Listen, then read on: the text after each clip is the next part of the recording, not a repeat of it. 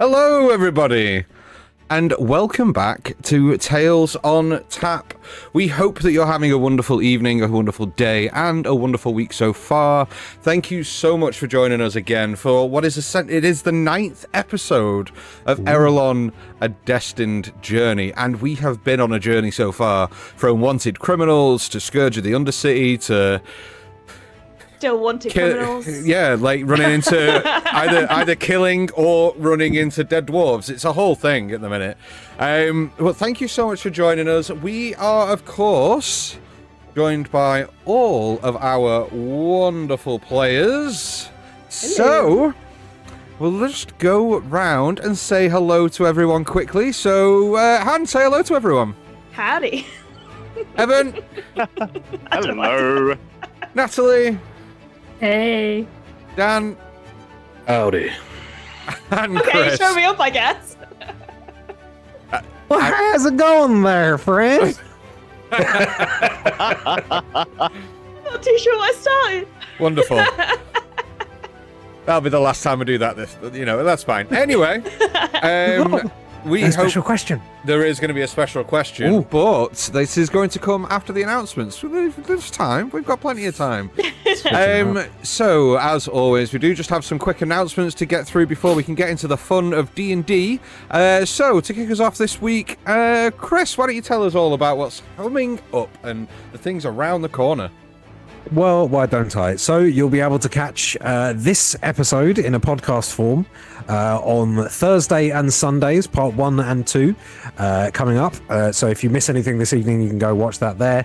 But also coming up in January of this month, and the final weekend of this month, we will be having a very special collaborative one-shot with a number of people from the D&D community. I'll run through those now. We have Jordan from Modified Roll, John from Trolls of the Two-Ton Bridges podcast, Chloe from Deck of Many Aces podcast, Miko from Wanderer's Haven, and Ruth Ilana from our own community, who's going to be joining us for that stream off the back of the recent giveaway. And obviously Dan will be DMing for us, and other Dan will be here role-playing for us, representing the Tales on Tap team here on the channel for that. So do tune into that. That's going to be very exciting. It's going to be up on January the 30th.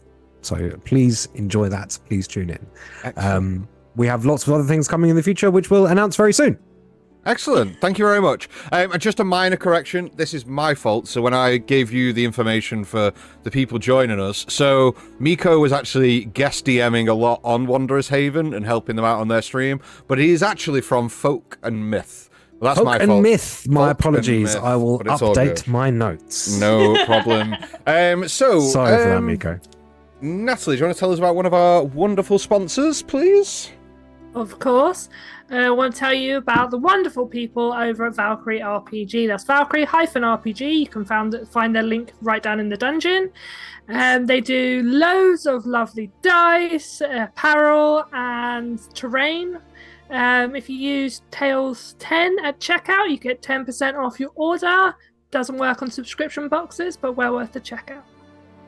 Excellent. Thank you very much. And there is also some ongoing offers and things. They've got big sales up till the end of January at the moment. They've just put out a Facebook post to say that they're getting new dice sets in. Ooh. There's all sorts of crazy shit happening with Valkyrie, so go and check them out. Get ready to buy those dice quickly. Yeah, they sell out fast. Yeah, they do. Yeah, they sell out so fast. Yeah, so make sure you go and check that out. Han, do you want to tell us about our other wonderful sponsors? Sure thing. Are you neurodivergent or part of the LGBTQ plus community, or either that, just a fellow nerd who enjoys D&D?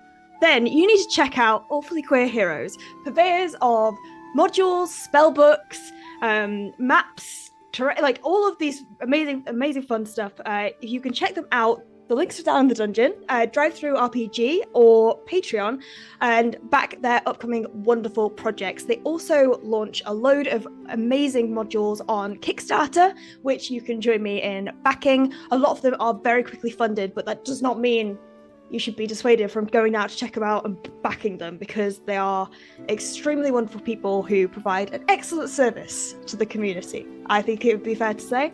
A Tale of Two Queens, which is a pirate adventure, levels 16 to 20, compatible with D&D 5e and Pathfinder 2e, is going to be released shortly. So be sure to kind of, keep an eye out on their Kickstarter and be sure to back that when it comes out, because I am extremely excited to see what happens there. Mm-hmm. Yeah, a few of our other competition winners recently sent us in some pictures and stuff of them enjoying some modules from Awfully Queer Heroes as well.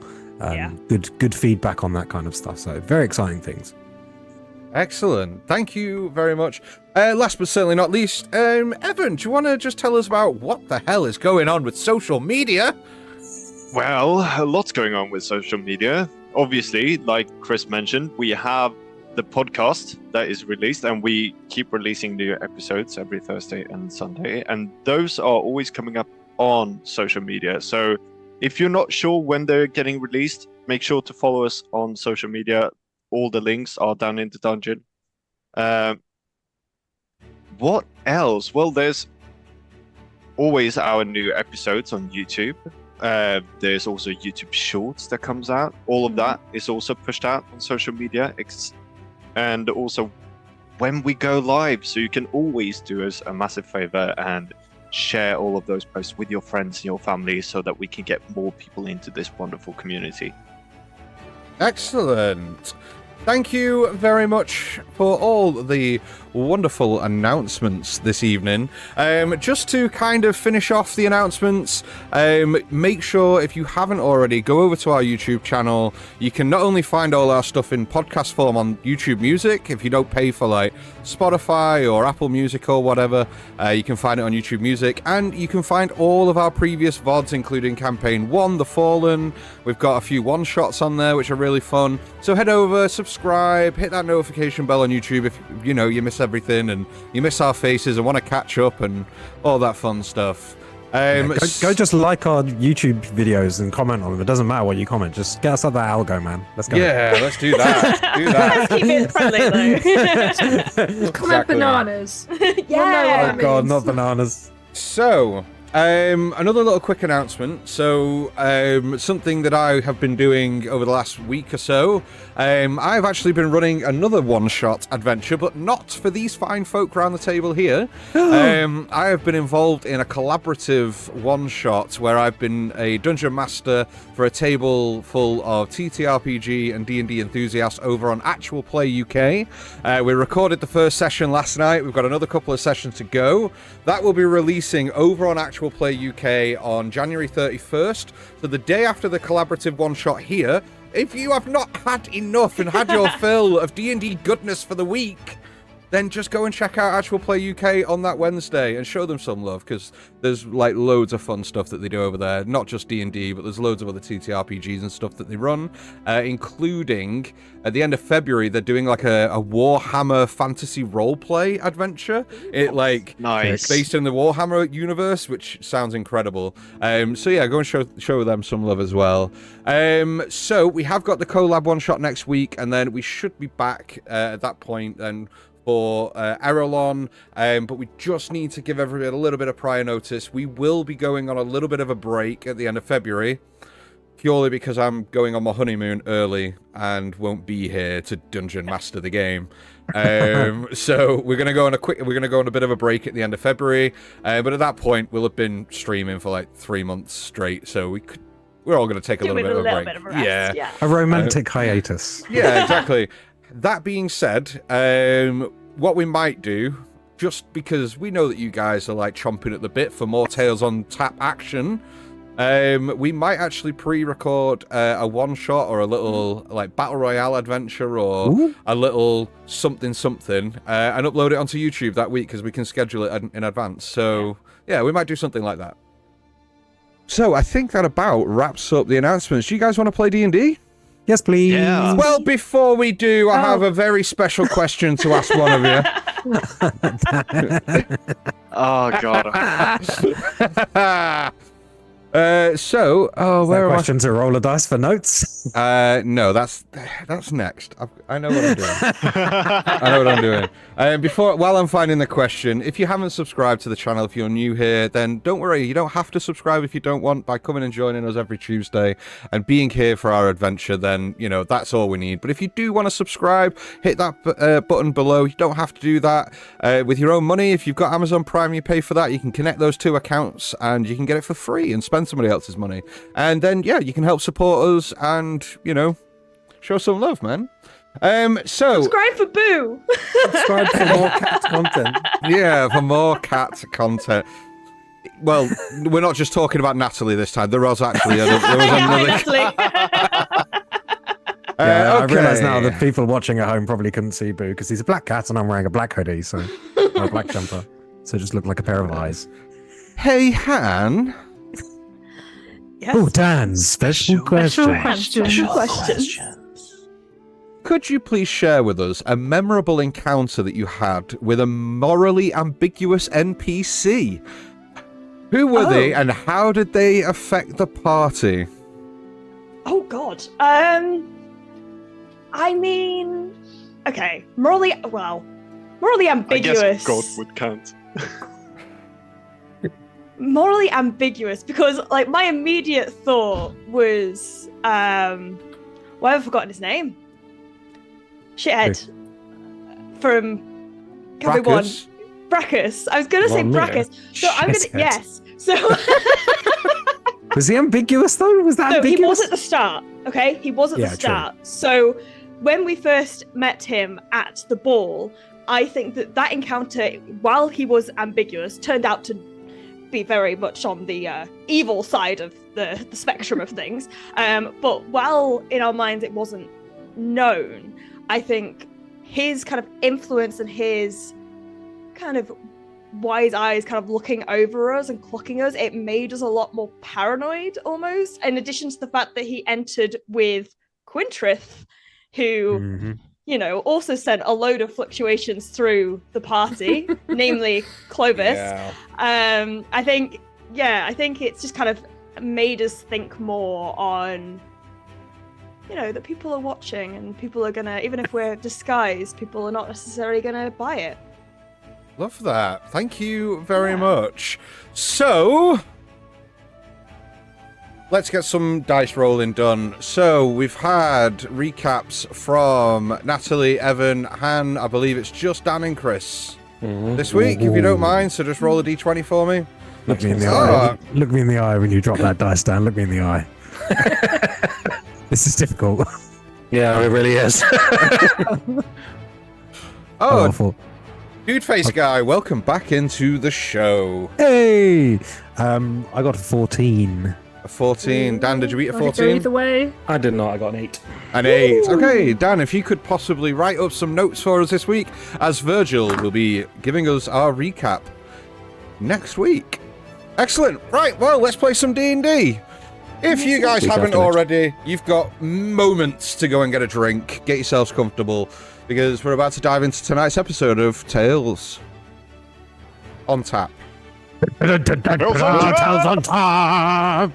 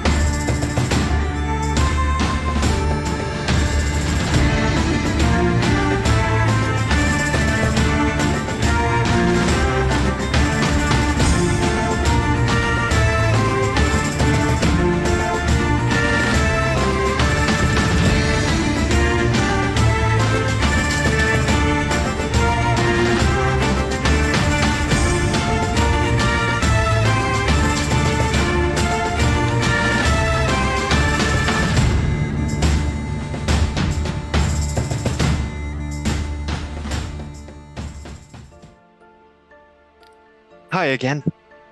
First of all, I just want to thank you for sending Bark to my aid. I'm guessing that was your doing. After all, Bark did say that you are all connected, that we are all connected. Secondly, I wanted to let you know that I have more news from my journeys, and since I can't really tell anyone else apart from my friends around me, and they already know, I guess I'm sharing this with you. But please, don't tell Grandpa if he asks, just say that everything's fine. Anyway, since our last talk, we've been to a Lord's house who wants us to find out more about Flux and stop its production. The Lord wants this, not the house. We also lost Kyria for a while, but they're back now. Apparently they got kidnapped by some strange man who told them to be more careful and handed them a card depicting a raven with a scar across its eye. Later that night, or morning, Liana noticed that same bird outside our window. I wasn't sure if it was all connected or not. Just could have been some kind of weird morning dream. You know, the ones that you get when you haven't really woken up yet. Well, I guess you wouldn't know since you're a tree and you don't really sleep or dream. Anyway, I didn't think it was connected at first, but now I kind of think it is. See, earlier today, we were tasked by Tanner to travel to the middle city and deliver an item to this woman called Elara. Quite a lot happened on this trip. We snuck around the SBC, we fought a group of were-rats, Liana was bitten, I was bitten. We're both fine, by the way. I think. But eventually, we managed to get to Elara's shop. Once there, we received quite a lot of gold for our efforts, and we were allowed a place to stay and rest before getting tasked with visiting one of her former friends. Apparently they are withholding some kind of merchandise from whilst keeping the money that she paid. Now, since we were told it would be best to visit them in the evening, we decided to find an alchemist in the meanwhile to examine a little bit of the flux that we've been carrying around since the bar fight, which led us to an apothecary called the Phoenix Feather. Don't worry, we stayed in the shadows and we arrived safely, although when we got to the place it was closed for business. Eddie, with his ever neat tricks, managed to climb into a window and let the rest of us in. And by the rest of us, I mean myself, Virgil, and Liana. Kyria had apparently already entered the building by transforming into a ghost and walked through a wall? That's a story for another time. Inside, we noticed that the place had been turned upside down. Upstairs, we found the owner, sadly no longer with us, and after looking through the house in search for clues, Eddie discovered a secret compartment with a note hidden inside. On the note was a warning, letting the owner know that they might be in danger. And it was stamped with the symbol of a raven with a scar across its eye. I don't know what any of this means yet, but I don't think it's anything good. Do you think this is what Mom and Dad had to deal with all the time? Very, very Nice good. then. So, we find our adventurers in the middle city, in the Phoenix Feather Apothecary. The apothecary has been torn asunder, and they are now, essentially, in a crime scene. The body of a dead dwarf tied to a chair in the on the second story of this apothecary. The group currently stood as a collective in this room. Are they going to get framed for this murder? Are they going to get out with their lives? Are they going to even make it to the lower city? Let's find out. So, I hope so. guys, Yeah. we find ourselves in the same room. Clovis, you pull the No. note. No. Sorry, no, Edivir. Thank There you. we go. Sorry. That's habit, man. Hello, everyone. Have it. I appear to have stumbled upon you when you're in a murder scene. Don't worry, I can get us out of this. Apologies. Edivir, you pull the scroll out and unravel it to reveal that note with the small picture at the bottom corner of a raven with a scar down its eye. Remind me, who's in the room with me right now? I think it's Virgil, right? We all are everybody. scattered about, yeah. Oh, okay. Everybody. So I will just pass the scroll back to Virgil straight away as soon as I read it. Yeah, I read it too. I'll just sort of quickly glance over it and look at the little symbol in the corner and give Edivir a knowing look, sort of as he sees it, and just, well, this isn't. Is this good or bad, Edivir? I can't tell. Well, at least we know it's not random. Yes, but are they on our side, or are they something to be watched out for? Fuck knows. But what I do know is we probably should get out of here as soon as we can. Yeah. Pim? Are we all done?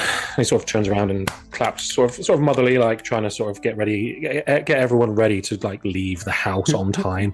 Okay. Come on, everybody. Children. Okay. Pim, roll me a perception check, please. Oh, Yes, God. sir. That's okay. That's an 18. An 18. You hear, because you're quite near the door at this point, kind of being a little bit guarded by Liana, who was searching the desk that was, next to it. So, as you're kind of stood near the door, you hear downstairs the unmistakable sound of a floorboard creak ever so slightly. Someone's in the house, guys. I'm quickly looking. Is there any window from this room that we can drop from? There is a window towards the back wall, essentially right next to where Edivir was in the corner. It's on that wall around 5 feet or so to the side of where Edivir is currently stood. Okay. And everyone's inside the room, Yep, right? you're all in the room. Is the door shut? No. I'm shutting the door very slowly. I'm gesturing towards the window. Okay, I'll go to open the window. Oh, I'll look out the window into the street. Is it alleyway facing or is it street facing? It is alleyway facing, yeah. You look out onto the street. I need you to make me a perception check, please.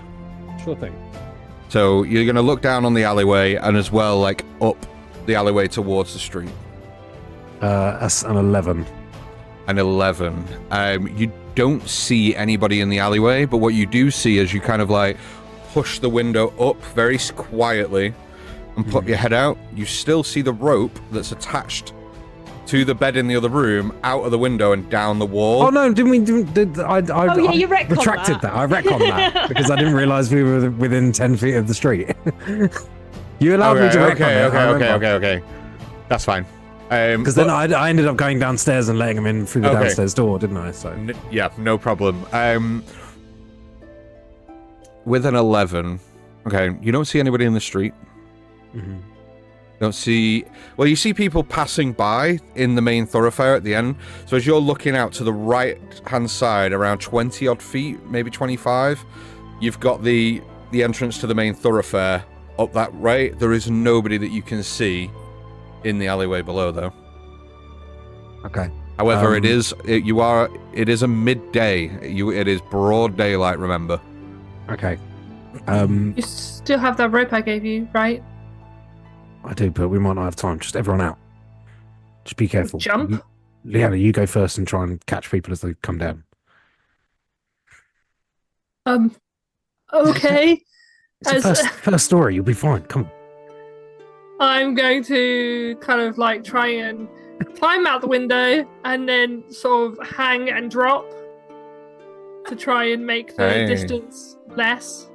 Okay, so you're gonna climb out onto it, kind of like parkour through the window, holding onto the window ledge.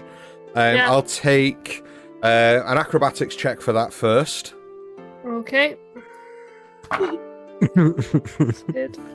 Okay, that's not bad. Acrobatics. That's a +2, so that's a 14. Okay, that's okay. So you All right. leap out and grab hold of the window ledge and kind of lower yourself down so your arms are completely extended, and then drop down. I need a dexterity saving throw, please, to see if you take any damage as you land. Danger sense. With advantage. Awesome. If you have danger sense, then yeah. I do have danger sense. That was much better. Dexterity. That's +2. That's a 19. Nice. A 19. Nice. You almost, as you drop and hit the ground, like you almost superhero landing, like 3-point impact down on the ground, boom, and then just kind of stand up and kind of move in a little bit further towards the wall with your arms out ready to catch the next person. Yeah, you just as you sort of land and look back up, you just see Eddie shoot out a thumb out the window to you and then go back in. And I'll turn around to Virgil and I'm like, right, go quick. Pim, make me another perception check, please. Right. While Pim's doing that, Virgil, do you climb out the window and drop down? So as Pim's got his ear to the door, seeing I still have the mage hand up, I'm just going to sort of look to it, say nothing steadfastly, and just see the thumb sort of go. And I'm going to have the mage hand like hold the door handle just in place and try and sort of keep it there, just sort of try and like any force that comes against it, just sort of a little bit of opposing force. Okay, no problem at all. Yeah, Virgil's going to sort of swing one leg up to the window ledge, look down and go, On. all right, catch me, love. And just kind of like throw himself out. Okay, so you throw yourself out. I'm making the moves to catch him. Okay, so that'll be an athletics check from you, please, to catch Virgil. In fact, I'll take a general dexterity check and then an athletics check. Okay, I'll use that roll for the dexterity check then. So that would be a 17 for dexterity. Okay, so as he's falling, you Danger sense as well. So it's not a Plus two save. then. Yep. I am dangerous. Is that with skill checks and saving throws? Was it a check? I thought it was a check. saving throw. Sorry. Yeah. It's saving throws against things you can see coming, basically. Yeah. So you swiftly move yourself under and maneuver your body in order to catch him. Roll me an athletics check. That's not awful. That's a 12. It could be worse, but what you didn't account for, because this is the first one, you haven't accounted for the inertia of as he's falling, he's getting faster, and you catch him, but just kind of buckle down onto one knee, just about saving him from hitting the floor. But Virgil, you remain unscathed. Pim, what was the perception check, please? 24. 24. You hear another unmistakable creak of a floorboard, but this seems to be getting closer. If anything, the stairway. Okay, I'm just pushing people out. Yeah, as soon as Virgil's out the door, I'm basically just grabbing Kiri's shoulder and throwing them out the window. Not throwing them. Kyria is gonna pretend like this is some kind of performance and is gonna almost like trapeze bar, like woof, out and down. Okay. So this is a little bit more complicated. So, acrobatics check from you, Kyria, first. Not acrobatic. Oh, yes, I bloody am. 18. Let's go. 18. With a flip. You almost dive out of the window and then flip midair. And a dexterity check from you, Liana, because you are going to have to make this, and the DC is going to be higher. That's a dirty 20. Let's Easy go. enough, though. You are that close to the wall, and you just put Virgil down that essentially, Kyria throws herself out of the window. You just launch yourself backwards, almost a foot or so off the ground, and then an athletics check, please. Quite light.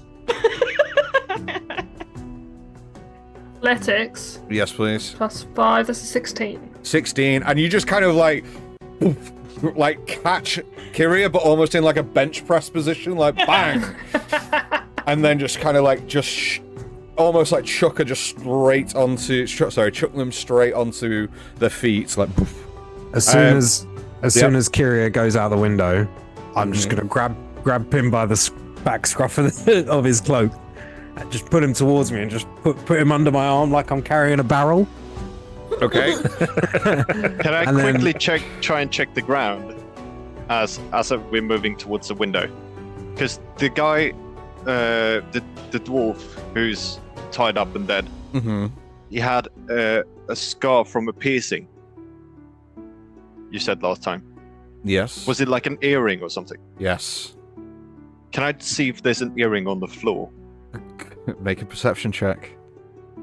As it's going to be with disadvantage though, because Edivir is grabbing you, tucking you under his arm, and moving you across the room. So very much you're not in control of where you're going. Yeah, that's fine. Okay. First one wasn't that 19. The second wasn't that 20. Which one do you want? The nat 19's fine. You take those. I have a 25 total then. Okay. Okay. Edivir, the question is, how forcibly are you grabbing Pim and throwing yourself out the window? I'm rushing. You're rushing. Okay. I don't know if that, if he's resisting me because he's trying to do something, I will stop to see what he's doing. But I'm in a rush. Okay. But if I feel resistance to what I'm doing, I might pause to see if he's doing anything that I deem to be too important. Okay. Pim, with that check, as you get to the window under Edivir's arm, you do in fact see an earring on the floor, very much like tucked right behind one of the chair legs, very easily missable. But you also hear another creak on floorboards outside the room. You have mere seconds to make your escape. Yoink, push the ring, activate the jump spell, and jump out of the window. Okay. Oh. Okay, so you just launch out with Yeah. Edivir at this point? I mean, yeah, if Edivir is having me in his arm, I'm guessing that we're gonna get a little bit of a boost. Okay, you both. Edivir, make me a perception check. Sure. Where did all my d20s go? I was just playing with them. Oh, 19 plus 3, 22. As you get launched out, you're almost like launching on your side, very much twisting your body to watch the door. Yeah. As you fall, the door opens, and because of that perception check, you see this hooded, cloaked individual. Don't quite catch any facial features because of how far forward their cloak is. It's very much keeping their face obscured. But you do see this cloaked individual open the door into the room as you fall. I'm going to make a perception check with them to see if they spot you falling. I'm very, very sneaky, sir. Okay. You both fall. Liana, dexterity check, please. Well, and then I'm going athletics. to try and sort of twist my body in the air to try and land safely. Okay. And if I'm sort of going towards Liana, so if she's able to sort of stabilize me a little bit as I land, then great. But I'm just jumping out and trying to land. Okay, dexterity saving throw from you then, please. I will still... Can I make an acrobatics check to try and make that a little bit easier? Sure. Maybe an acrobatics check to see how able you are to twist yourself in the air, firstly. Sure. Okay. That's not amazing. 7 plus 5. 12. 12. Okay. I still need a dexterity saving throw. It's not going to give you any advantage on that, given it was a 12. Okay, that was a 14 then. A 14. Okay, make me an athletics check as well then, please, Liana. Dexterity saving throws an 18. An 18. Okay. Athletics would be a 21. 21. Excellent. You very much are able to land quite safely out of here. Like, it kind of your knee buckles a little bit under your weight, but the difficulty you've got is you had the weight of Pim on one side, and as you hit the ground, you very much are starting to tumble on one side until Liana just places one paw under Pim to catch you. You have all safely made it out of the room. You are now in the alleyway. What do you want to do? As I've placed my paw under Pim, I am grabbing him, throwing him on back. Which way? That way. And I point away from the road, the onto the main thoroughfare. Did Kiri point the opposite way? Yeah. No. but also, Okay. but also, Evan just went that way, like riding Liana, which is really cute. Okay, I will have then persuasion checks from Kyria and Edivir, please. Oh, but I was pointing as well. I know. Same Can't direction see as you. Edivir. I have no hope of getting this.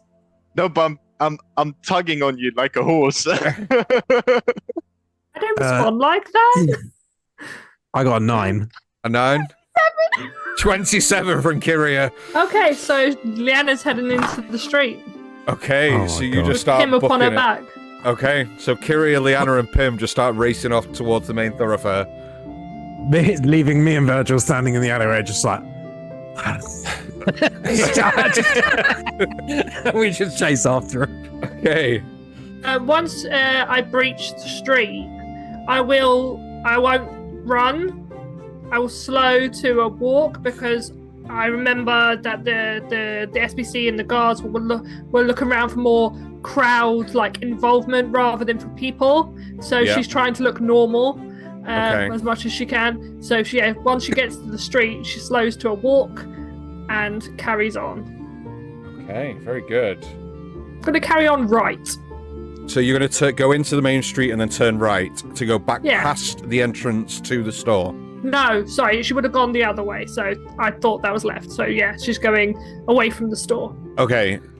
Kyria, you see Liana just kind of spin on her heels and just dart off to the left as soon as you reach the thoroughfare. It is busy. There is a lot of foot traffic here. How fast are you guys running? Leanna's not running. Okay. I'm power walking to catch up with Liana and then slowing. Okay. Yeah. Are I any think of Pim would Okay. try and make himself jump off to be less visible as well, to sort of just blend into the crowd. Okay. You all slow your pace down to a walk. Are you staying together as a group? No, I think we're doing the 2 separate groups again. Okay, so Just- Edivir and Virgil, you stay a little bit towards the back, leaving Kyria, Pim, and Liana around 20 paces ahead of you together. Are any of you doing anything to obscure yourselves and kind of disguise yourselves in any way? I've got wrapping my myself cloak. up. I'm going yeah. to flip up the hood of my cloak for the first time to sort of get the sort of merging effect of being in a crowd. So it's very Assassin's Creed. Just flips the hood up and suddenly it's like he is Okay. in the crowd. Okay, Kyria? Yeah, I've got my cloak to cover kind of my braces and my outfit and stuff, so that's kind of muted, and then I'm just kind of more leaning into blending in through my actions and just kind of walking as casually as possible, really. I'm more trying to just not raise any suspicion through acting like I belong here and I'm fine to be here. Okay, excellent. I sent you a private message, Kyria. Can you just check that for me? Pim, what are you doing to disguise yourself? I'm having my what's it called? Is it called a shawl? What? Shawl? What's it called? Sure, yeah. Yeah, the thing that's in my Scarf. art. Mhm. Yeah. My Yeah. scarf. Yeah, my scarf. I'm just tucking that up a little bit, and I'm using my size to sort of get amongst the sort of the big crowds folk, people walking in the street, and sort of try and Liana is almost keeping snake-like walking Okay. on Pim. between them. Okay. Liana, Certainty. you said that you've got your cloak on with the hood up again? Yeah, and Okay. she's got her paw firmly, almost hurting. She is not losing track of the small one. To keep him by her side. Okay. Edivir, again, are you just kind of scarf up? Hood up? Yeah, or- I think we're in quite a busy area, right? We're in Middle City, right? We are in the middle city, yes. So can we expect to see any okay, so what I'm picturing is you know how in Mission Impossible when he tries to walk away from somewhere, he takes someone's coat off the back of their chair at a cafe or something like that and puts it on, and then puts on a pair of sunglasses and stuff. Okay. Basically, I'm seeing if there's any stalls selling fabrics or any cafes with garments on the backs of chairs that I can quickly walk past and slip away and put on to just try and change my Okay. color scheme a bit. Nice. You know? Yeah, very good. Make me a perception check then, please. Sure. Kyria, Perception is 4. I would like you to make me a perception check as well, please. It's 14. 14. There's no shops in on the street that you're walking down currently, but there is one small cafe that you walk past, and there is a table outside, and you can see that somebody is just standing up to go inside and pulls their coin pouch out and starts counting like coppers and stuff into their hand, walking inside. And on the back of one of the chairs is a kind of a long brown trench coat with a high collar, very much like your traditional detective coat. But it's on there. Make me a sleight of hand check to see how easy you can pick that up. 16 for me on perception. Okay, I shall come to you in just a second then. 21 sleight of hand. You almost just lift it up with the greatest of ease, and as you're lifting it up, almost your arm just slips straight into the arm of it as it kind of swings onto your shoulders, and you just whoop with the collar up and just head down. Yeah, and I'll just saddle up next to Virgil again with my head down a bit, walking next to him. Okay. Given how well you are all obscuring yourselves, I'll have a stealth check from everybody, and this will be a group stealth check. Could I potentially use deception because of the way I'm doing things, or should I get yourself? Yeah, go on. In fact, no. Give me a stealth check where you can roll with advantage. Okay, cool. Oh, sorry. 21. 21, thank you. 14. Okay. It's 22 for me. 22, Virgil. Dirty 20 for me. 30, 20. And Let's Pim. go. Just double checking where's stealth. It's down at the bottom. Very, Yeah. very, Yeah. yeah. Second from the bottom. 12. Very good. You guys are becoming accustomed to this now. It's almost becoming second nature, very much like you're getting into the habit and the ritual, and sort of like it's becoming a bit more of your identity now of not keeping eye contact with anyone too long, very much like keeping your head down. Kyria, Yes. with that perception check, you hear a caw, like very much a bird caw above you. As you kind of turn and look up, there is a single black bird flies over your head in the direction that you're going. I will kind of just nudge him, point up before sending a message back to Virgil and just saying, the bird is following us, just so you know. Can I ask a question as she pokes me about that, TM? Yep. Having spent my life on a farm and been quite adept with animals and essentially talking to them and things like that, could I ascertain from its behavior whether it is following us or guiding us? Is it keeping ahead of us, on top of us, or behind us? Make me an animal handling check. And then give me a history check. That's a nat 1, which I'm re-rolling for a nat 20. Hey, I'm nice. rolling every time fucking good, sorry. your halfling thing Halfling, props, yeah. you go nat 1 to nat 20. It's ridiculous. I love the whole thing. Who cares about dark vision? We're in the main city. Sorry, animal handling, you said that is a 24. Okay. And you said history? I did, yes please. That's an 18. So, with the nat 20, you know that given this time of year, typically there's no like migration patterns that would give you any clue, because we are in spring. It's very much nesting season. You know that a lot of the type of birds, i.e. pigeons, gulls, ravens, crows, things like, you know, types of birds like that tend to live and kind of fly around cities. You know that they're very much still within the nesting period of the year. So you know that typically it is the female birds that are out from nests that are traveling around trying to get food for the babies and things.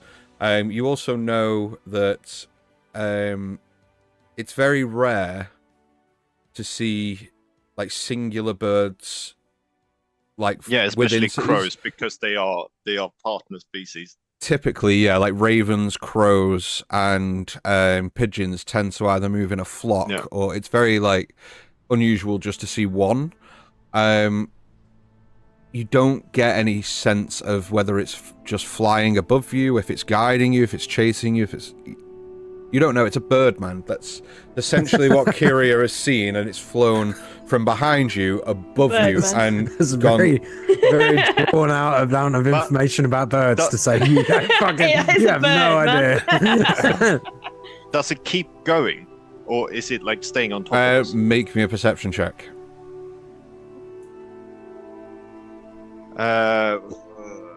That's okay. 15. 15. With that, you see that it flies over you, and once Kyria points it out, you see that it's probably around 20 to 30 feet ahead of you. It's gaining distance, like the distance is growing between you, and then it kind of veers off and lands on a house, on top of a house around 65, 70 feet away, off to the right of the street that you're moving down. Okay. I have an idea. Darling, I'm on the phone. Sorry. I'm just gonna wait. Okay. It doesn't seem to be doing anything. I just wanted to let you know. I actually spotted it, which was new for me. So I assume sort of like 15-ish or so feet back at this point. Yeah. And as the two parents in the back sort of watch over the kids in front, making sure they're not getting lost. With the cloak up, you sort of, it's because it's the first time he's put the cloak of Elvenkind up. It's as he sort of moves past people, it sort of like merges with the colors of it sort of shifts with the colors of people's clothes as they go, so it's very hard to sort of keep an eye on where he is. But as Virgil stood next to you, he just sort of holds a hand very close to his chest and points it up and nudges you slightly and goes, "As the crow flies."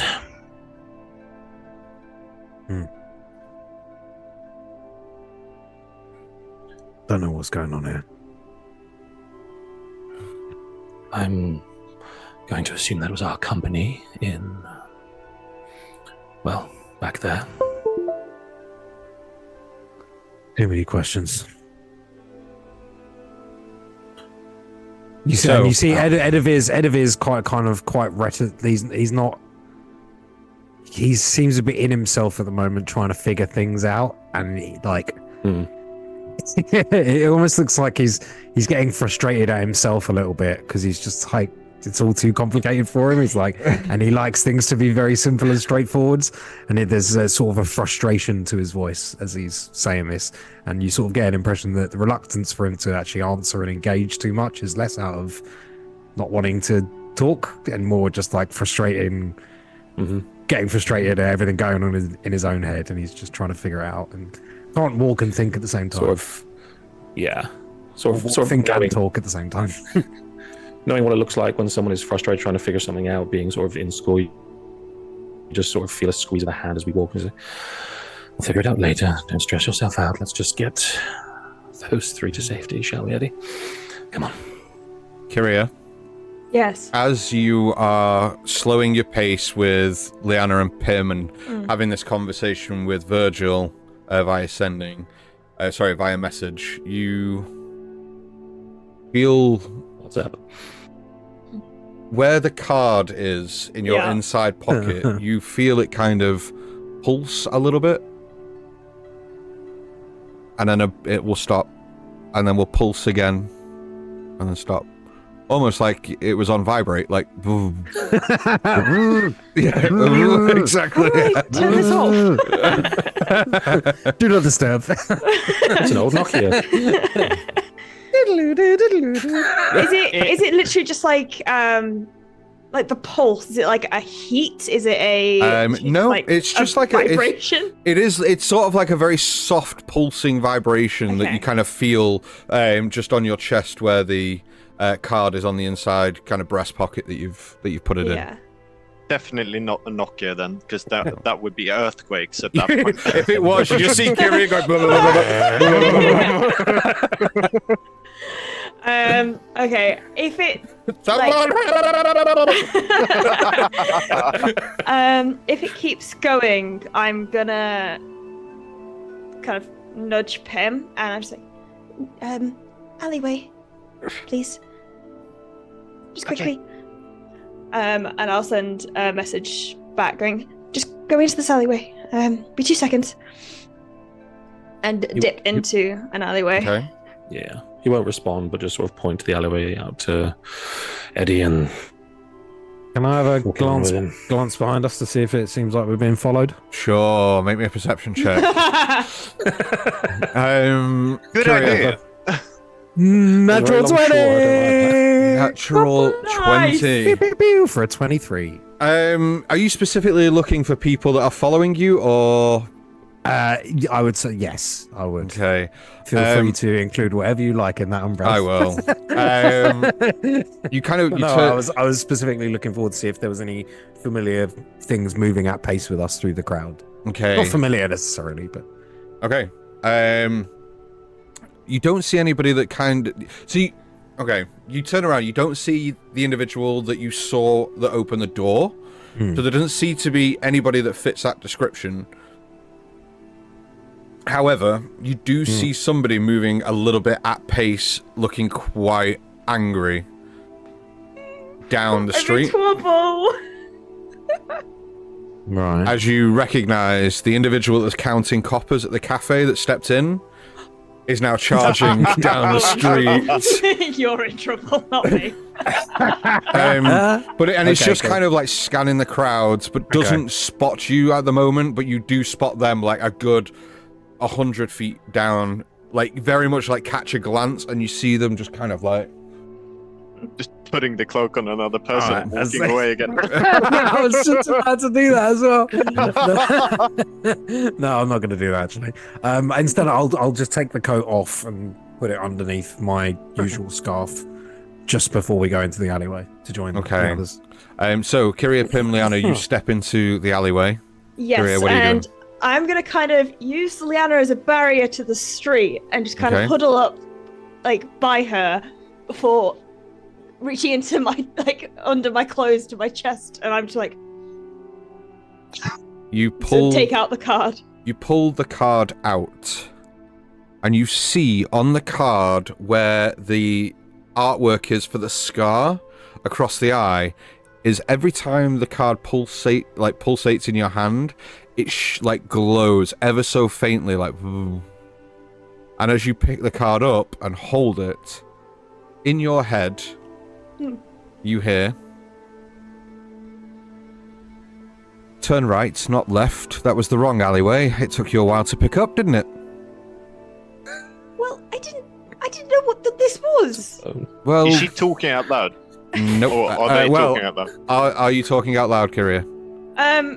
No. No. Okay. No. And then you hear, look, SBC's on the street, a little bit further down. Come out of this alleyway, take your next right. Doesn't seem to be any other trouble there. Alleyway, next right. Okay, Yep. thank you. Just take the next right. Keep this in your hand. I'll guide you further. You're so nice. Thank you for not killing me. Do you have a name? We'll talk about that another time. Okay. Just look, we're on the same side. I just needed to know I could trust you. Just look, move now, quickly. They're coming up the street. Okay, alleyway, next right. Okay. Should be clear. SBC on their way. Just as me and Virgil are saddling up. What's going on? We're going to the other alleyway. Alleyway, next right. SBC on the way. Fuck. Okay. Okay, fine. We'll just trust that then. We turn around. You all, however, Edivir and Virgil, obviously Liana and Pim, you will see, but Edivir and Virgil, you'll see that Kyria currently is clutching the kind of playing card with the part, the raven's head on it with the scar down its eye, and is holding that as she says that to you. Go. Yeah, so Virgil Edivir just kind of turns around, and as he does, he just shares a glance and a nod with Virgil, like, and then carries on. Can I take out the earring that I grasped before jumping out the window? As we're walking. Sorry, I didn't even hear that you said you were going to grab the earring when you were in the room. No, yeah, he grabbed it and then That's fine. Yeah. Fine. So you take out the earring. It just kind of looks like a very like a small ornate silver ring. Ornate silver ring, no inscription or insignia of any kind. Nope. Okay.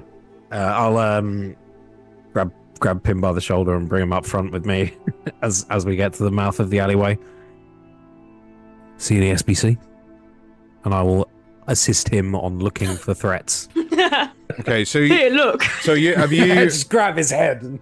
So have you gone out of the alleyway you were currently stood at, like, or are you still stood there? Gone to the mouth of it. Yeah. Okay. Kyria's left the alleyway, and Liliana followed her. Okay. Yeah, I said go now, so I was like, I'm going We now. went. Yeah, I Get thought where we I'm were going. going. We were on that, all on our way there, like, because we joined you in the alleyway. Okay. So you've got to the mouth of the next alleyway on the right-hand side, is what you say, is now when you asking Pim to do the check. Excellent. No, but sure. I didn't realize we'd left the alleyway already, but don't worry about it. Okay. So, are we making the perception check to see if there's any SBC? If we are, Pim, roll me a perception check. I'm making perception checks whenever I can, He's the perception guy. I built my character around this. That's absolute shit. That's 12. With advantage. Oh, with advantage. I'm helping you. Yep, you can have it with advantage. Well, in that case, that's a It's holding 19. up higher. Okay, you do see SBC around 40 feet down the main thoroughfare from where you are, in the direction you were heading. And you see there is about 4 of them in a group, just walking at pace up the street towards you. Pushing people into the alleyway. Okay. We're next. I say out loud, not knowing if it's established or not. Okay, as you say that, you hear a call above you as you look up, and in your head you hear, down to the end of the alleyway, turn left, up the next road. I'll go ahead and see if there's anything there, but you should be okay for now. Down the alleyway, turn left, should be fine up the next road. You lead the way. Okay. Just go. I'm going. Okay. So Wait! And I'm gonna take out the piece of chalk that I bought, and I'm gonna write L on her left foot, on their left foot, and R on their right foot, just to be sure. Okay.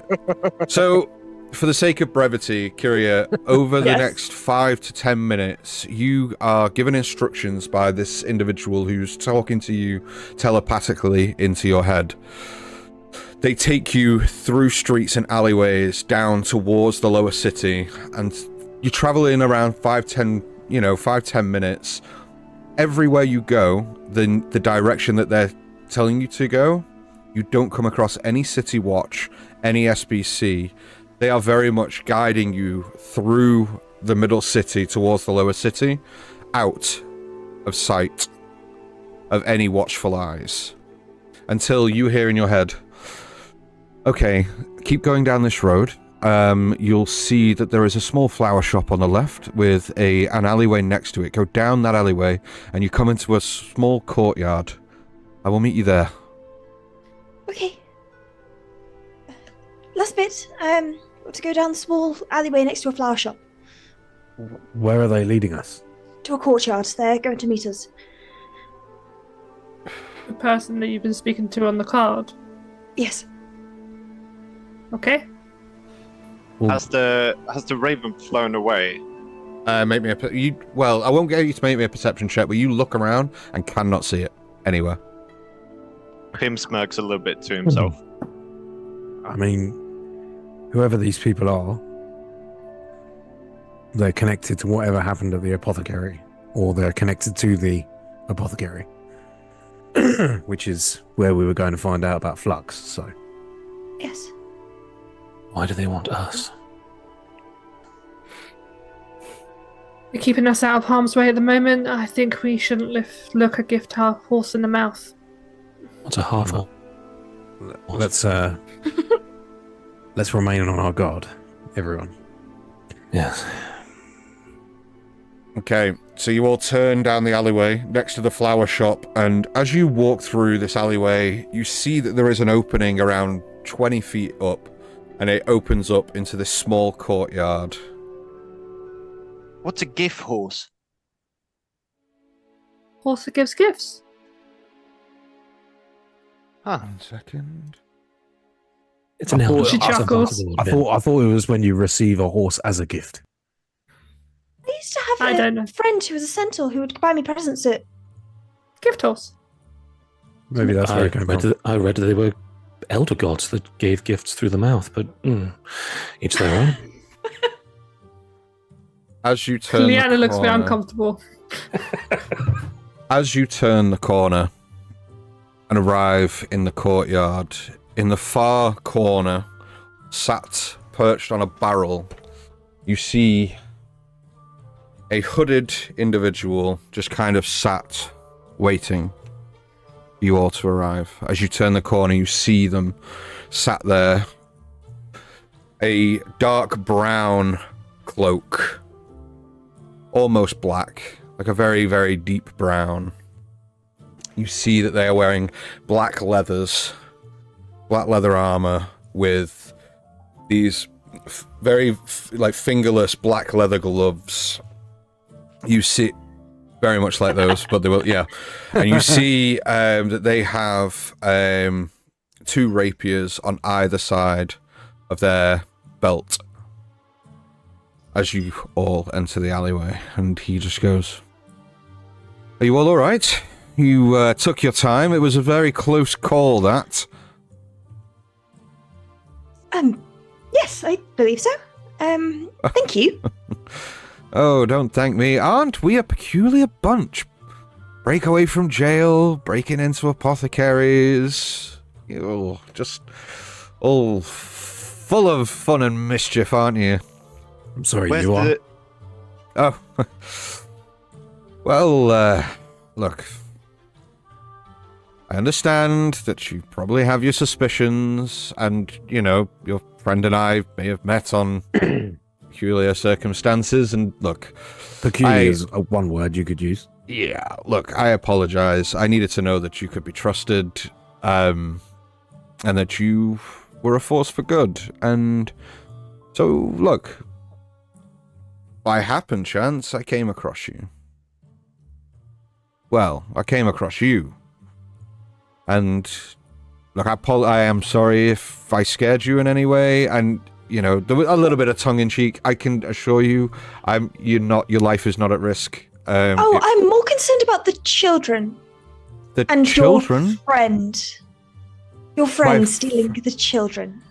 And he starts chuckling, and as he jumps off, the barrel and his feet touch the floor from his boots up.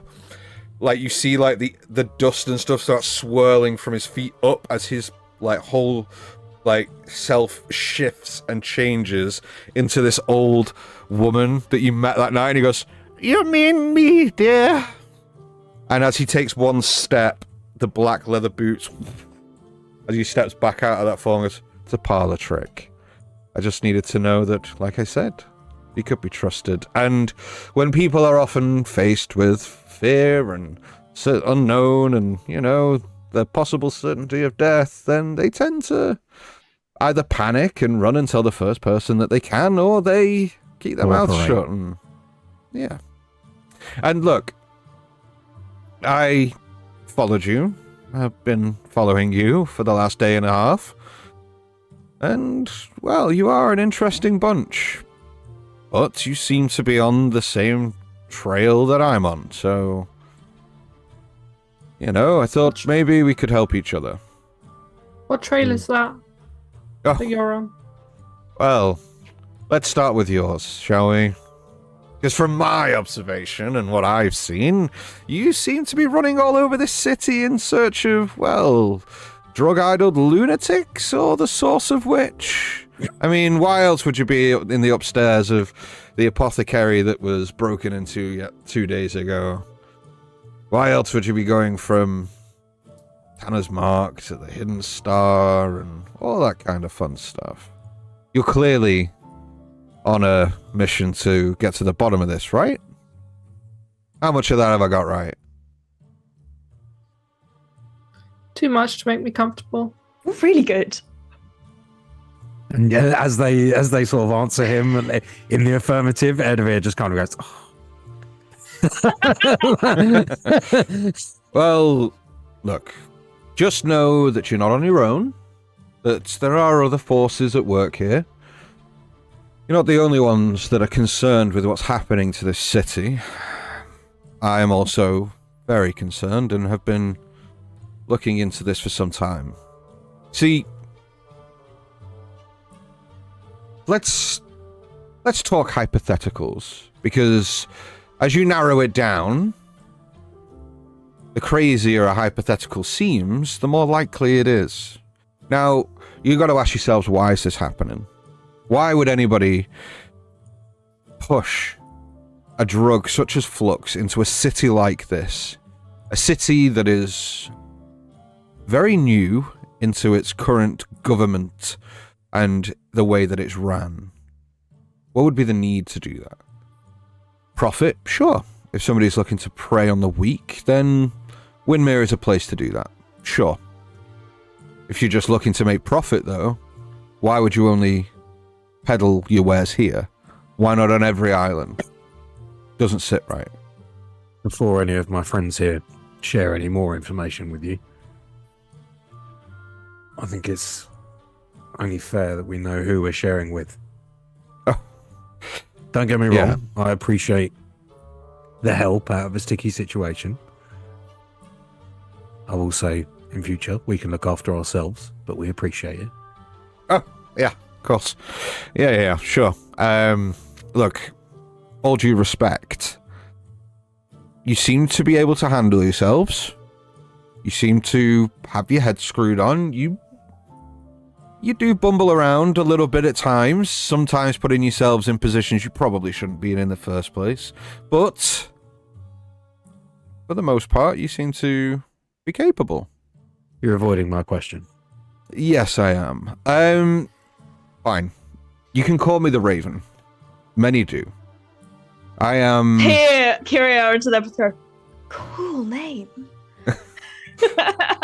I am not known by many, and I like to keep it that way. So, we're doing introductions. I would say, why don't you introduce yourselves? Not that I've come to kind of know you, but it'd be nice to put some names to some faces. Can I make These quick? Faces, as he pulls out parchments of wanted posters out of the small satchel on his bag, as he kind of like pulls one with your face layout and drops it to the floor. Yours, Edivir, and drops that to the floor, and does the same for all of you as he kind of drops them to this floor and goes... Can you do what? Sorry, Pim.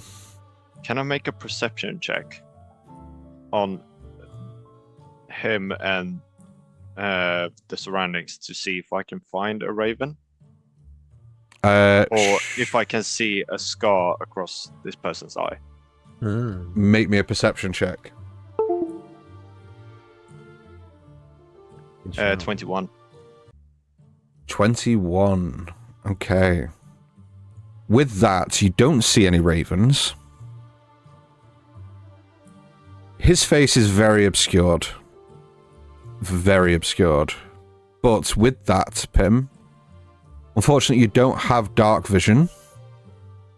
But you do see very much like where the lower half of their face is very, very hard to see. You do see a very slight bit of scarring just on the cheek on one side. Now, I've told you my name. Why don't you tell me yours? You told us a name. Then why don't you tell me a name? Dag. Very nice to meet you, Dag. Bumblebee. No, I'm just kidding. You already know my name. I do, but I'm now going to call you Bumblebee from this moment on because that is a fantastic name. You should own that. And you are? I'm Liana. And you there, clutching onto Liana's back. Elegard. Allegard. Oh, sounds Any wonderful. recognition as I say that? Doesn't seem to, just kind of like puts one eyebrow up a little bit. Just Allegard. Sure. And you?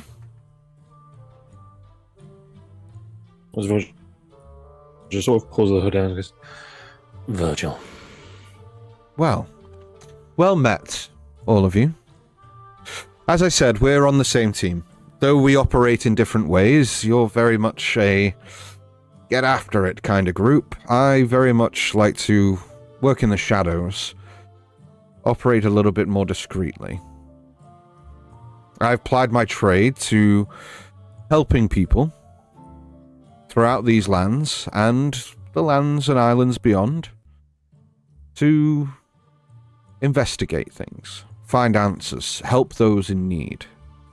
Now, as I was saying, who would gain to profit and who would gain to benefit from this? And it got me thinking. If you're pushing something like this so quick and en masse, you're doing it for one of two reasons. Now, if you're looking to turn a profit, there's many ways of doing that, especially with substances such as these. But then you've got to look into the nature of what this drug does, right? This is a drug that sends people on uncontrollable bouts of violence and rage. So, is it just profit? He wants Or to is there- stabilize everything. Is anyone else finding this quite familiar? My thoughts exactly, Kyria. Destabilization, right? You get the city in a state of panic, uproar. But who stands to gain the most from that? These are the This is answers the that we ladder. don't know. The people. Eddie, Uh-huh. what about Posh Twat? He stands to gain from this. Gideon Malgrave.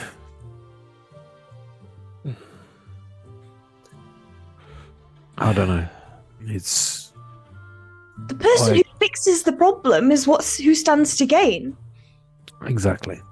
I mean, I feel like maybe I've just been talking in a bubble for the last week, but I've been saying from the start this No, epidemic doesn't seem to be related to profit. This is clearly someone. Gideon Malgrave.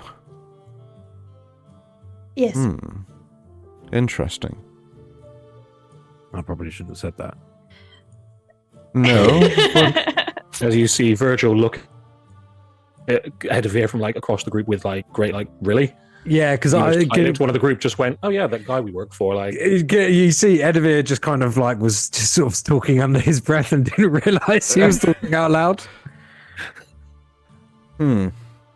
Interesting. I have a question. Why would a druid care so much about Wyndmere? What? A druid? Yeah, And what makes you think I'm a druid? the scar across your left cheek, the same as the raven. Oh, yeah.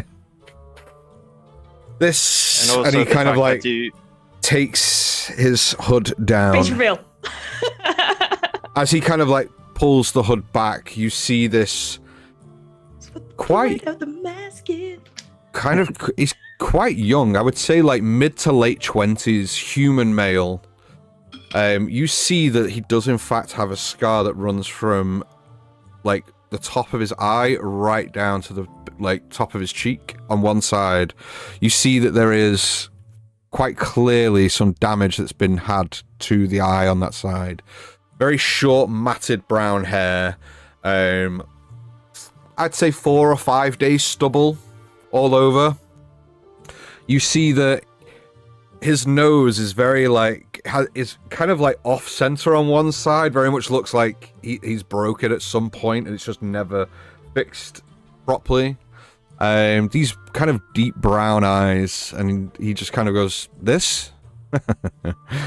Yeah, no, this isn't a scar that I got by being a druid.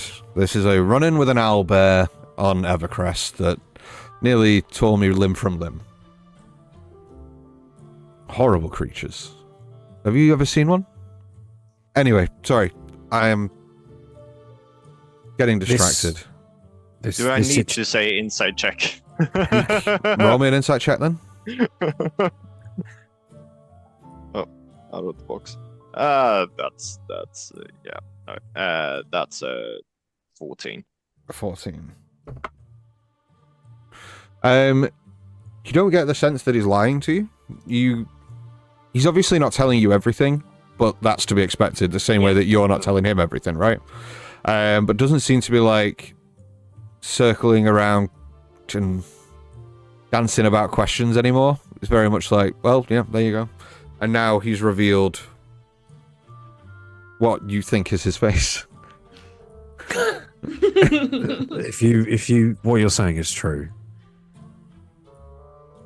and you are investigating for the betterment and the good of all people, then sure, you're right. We are on a similar path. So I think it's important that we don't get in each other's way.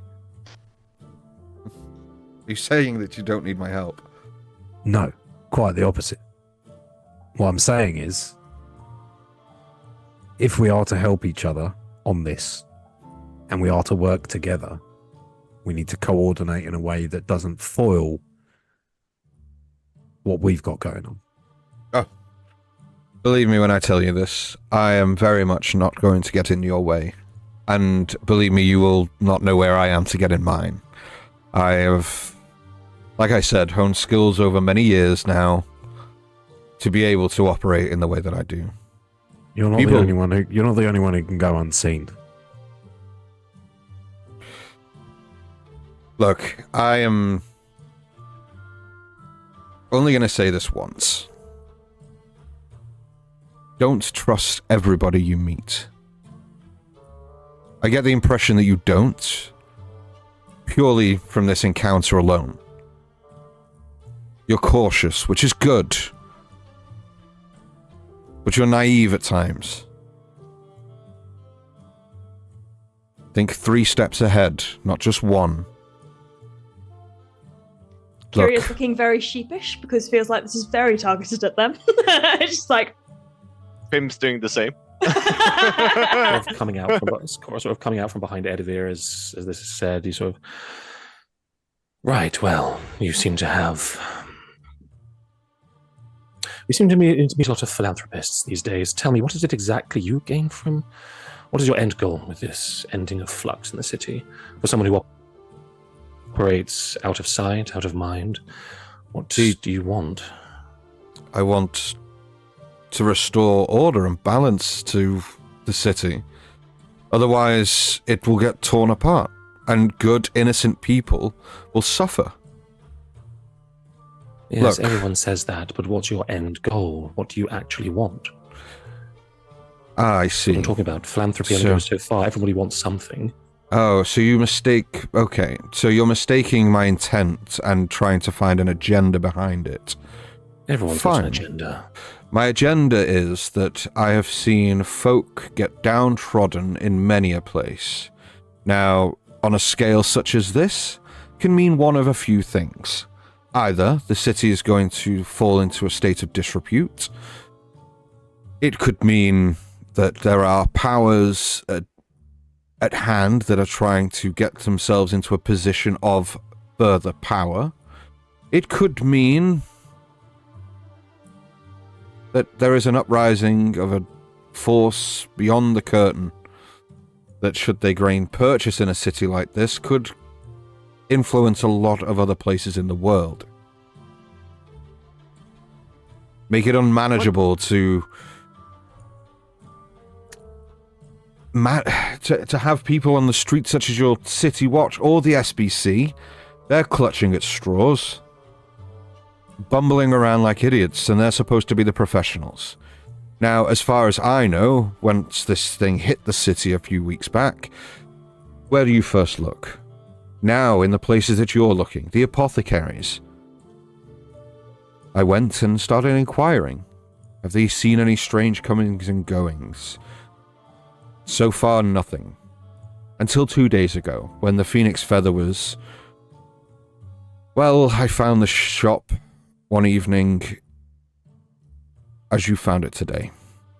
That wasn't the first indication of danger you got, though, was it? No. And I'm going to take the note out of my pocket and just throw it to him. And he catches it and says, no. Well, it's not difficult to put together, is it? I gave a note like this to all potion crafters and apothecaries and alchemists within the city. Best that they be on their guard. There are foul works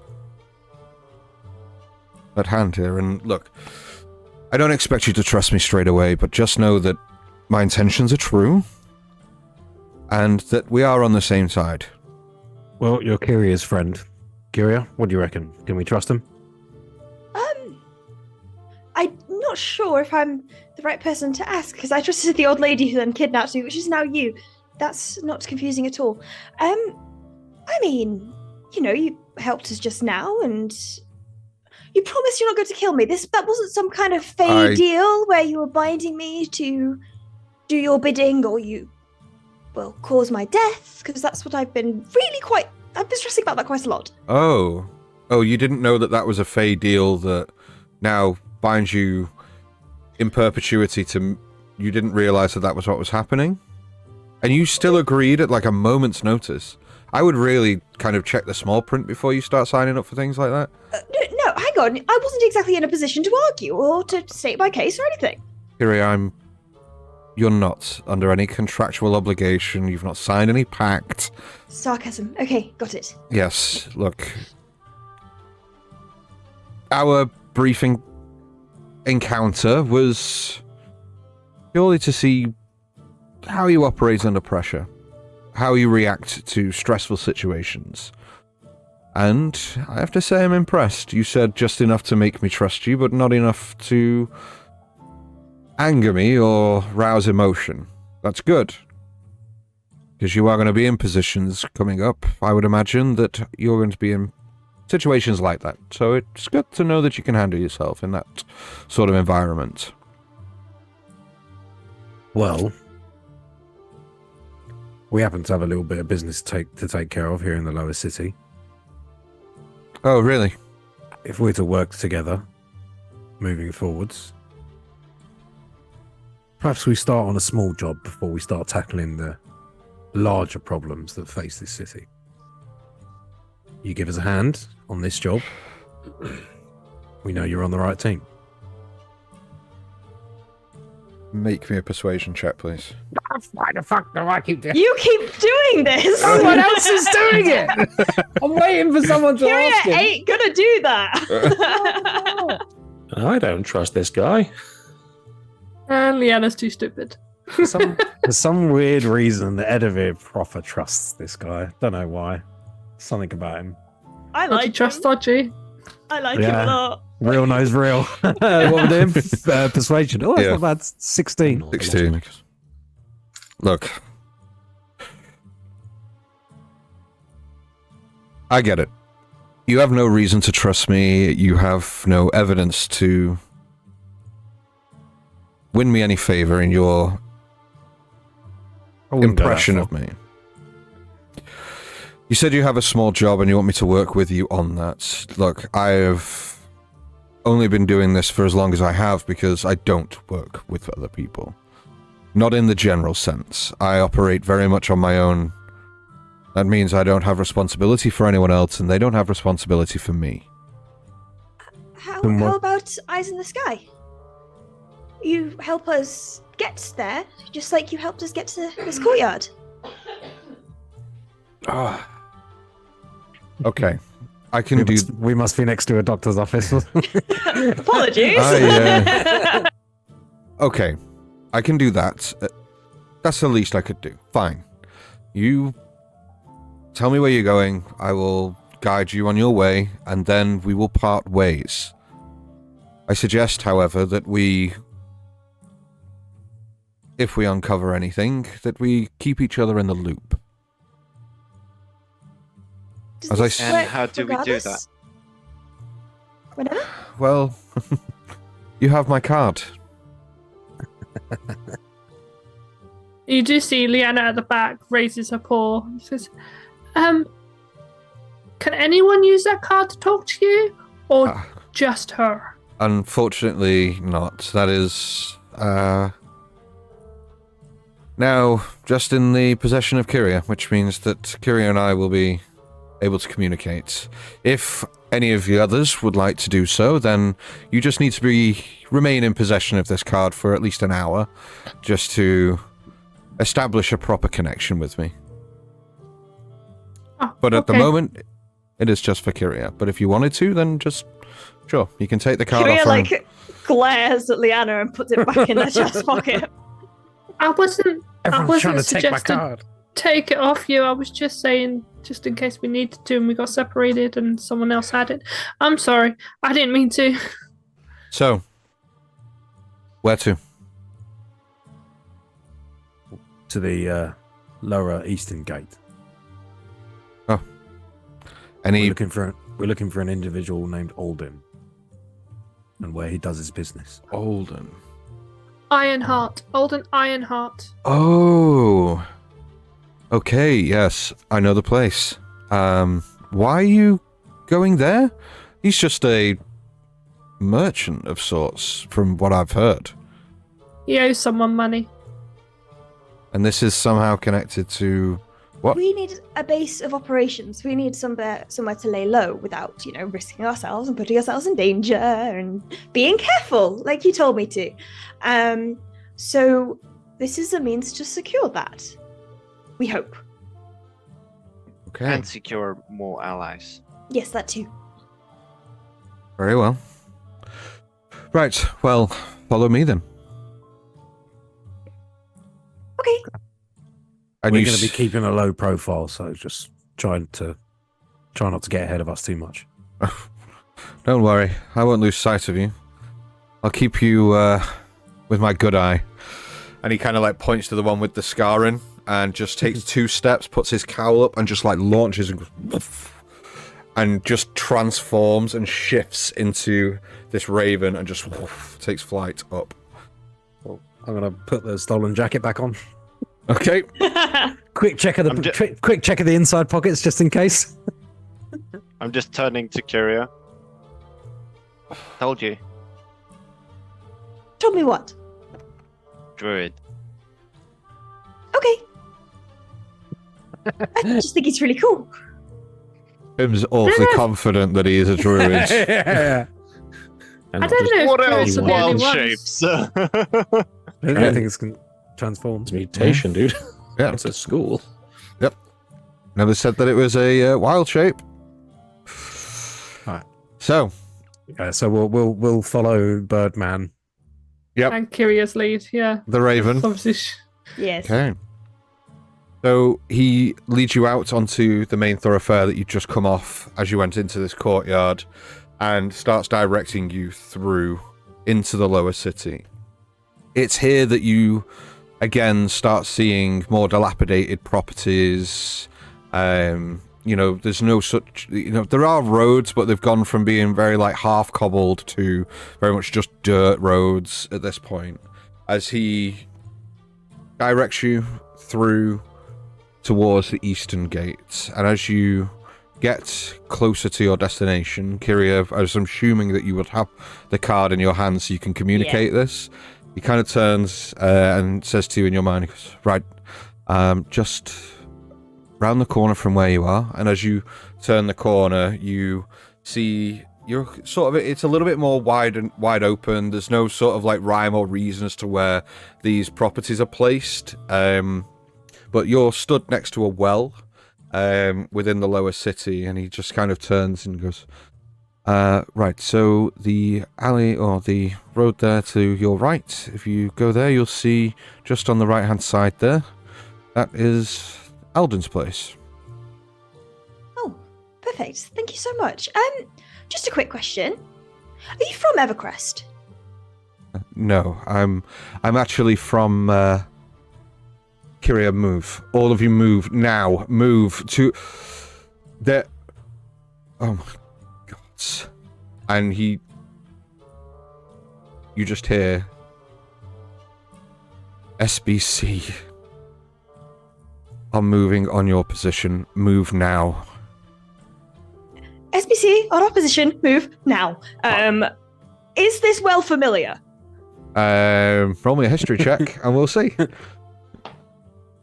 Get in the well! It's not bad, it's not bad, it's not bad, it's a 14. 14. You've been here before. You know that this is you It's have not been the well I climbed out of. No, nothing like that. And as you walk out and look, it isn't actually a well in operation, it is boarded. Okay. Like very much like boarded down. You've got seconds. What are you doing? What's around us? So Where are we you've going? you can either head off and run right and head towards Alden's place. You can turn back the way you came. You've got another road on the left and another road straight up. He hasn't told you where they're coming from though. No, he hasn't. Do I hear footsteps anywhere? Make me a perception check. Alden's, head to Alden's. Which one Nat is it? 20. Natural 20. Yeah, 26. You don't hear footsteps, no. However, I can't hear anything. So we're going Alden's, yeah? Running you towards don't hear footsteps, Pim, but as you kind of like are listening out and you turn your head, behind you from round a corner, you see two navy blue top hats with overcoats as they turn and just look directly at you and just reach straight into their jackets. You have seconds. You all dart right and right again towards Alden's place. Before we start running, you see Edivir grab a couple of the vials and stuff out of his pouch, just dumps some stuff in one of the pouches and throws it at the ground. Okay. I'm going to use one of my charges to create a smoke grenade. Okay, you woof and throw that down. Just on us so that it's obscured which direction we run in, sort of thing. Okay. Between us and the people who just come out there. As we see Edivir about to do something, I look to Virgil and I give him a nod. And as we run, I'm going to begin to cast Silent Image. Okay. And basically, like the way we've run off to, I'm going to do like part of the chunk where it just looks like it's clear. So like it's smoke bomb and then it's clear. So I want me to do part of the chunk and then Virgil to do the other chunk. Okay. Basically. To Okay. obscure the way that we're running. The way we're running, yeah. Okay. Okay. So, Edivir, you and this smoke cloud encompasses you. Kyria and Virgil, you cast your silent images as you all race off to the right, and you turn the corner. And as you turn the corner, you see the property on the right-hand side. There's sort of like a very small, like open space. It's an L-shaped building. So it has a like sort of window on the right, and then it kind of turns 90 degrees, and right in front of you is another window and a doorway. As you get there, Pim, perception check, please. Pimception. Inception check, please. Oh boy, that's a 9. A 9. With that, Liana, make me a wisdom saving throw, please. Oh, Shit. Oh, okay. Saving throw. Please. 6. oh, You turn, and then all of a sudden as you're held in place and you cannot physically move, and as you stop and you all turn and look behind you, and on the top of one of the buildings, almost opposite, you see one SBC member with a wand pointed directly at Liana, and the corner a bit further down from where you are, as you turned right and turned right again, further down the road, kind of turning the corner towards where Alden's is, you see another member of the SBC step round that corner with a grimoire in hand. And it's another this one setup. turns to you, all of you, and goes, "Stop right there! Oh, goody. Nope. All here at once." And he's just marching forward and just says, "Stop where you are," and points a finger towards you, Edivir. Oh, okay. Because Edivir is currently whipping out a sling to try and hit the guy on the roof. Okay, and as you do that, make me a wisdom saving throw, please. Okay. Okay, I'm not too bad at those. Okay, I'm not that good at those. 12. Plus 1, yeah, 12. 12. As you get the sling out, you feel compelled to listen to this SBC member as they use their trait Arcane Authority. So for the next minute, you are magically compelled to follow this individual's orders and commands. However, you can repeat the saving throw at the end of each turn. But as they stand, one on the rooftop directly opposite you, you see another one on another rooftop, like stand up and point their wand down towards you, as the two others rush in behind you. This is an emergency, right? Yes. Okay. And that I slap my hands on the ground. is where we're going to take a quick break. We will be back Okay. very, Tana- very shortly. Tanner's dying, by the way, now, guys. Hope you know that. Why Tana! did It's the second time Tanner's set me up. You It don't know wasn't that you've been set Tana. up. You don't know. I don't care. How Tanner's is it dead. Tanner? How is it Tanner? Tanner We- sent me on... Yeah, okay. We talk on the will be break. back. We will be back very, very shortly. Go get yourselves a drink. Go refresh yourselves. We'll be back at around 10 to 8, so about 12 minutes-ish. Yeah, we'll be back. Bye. Bye. Ah.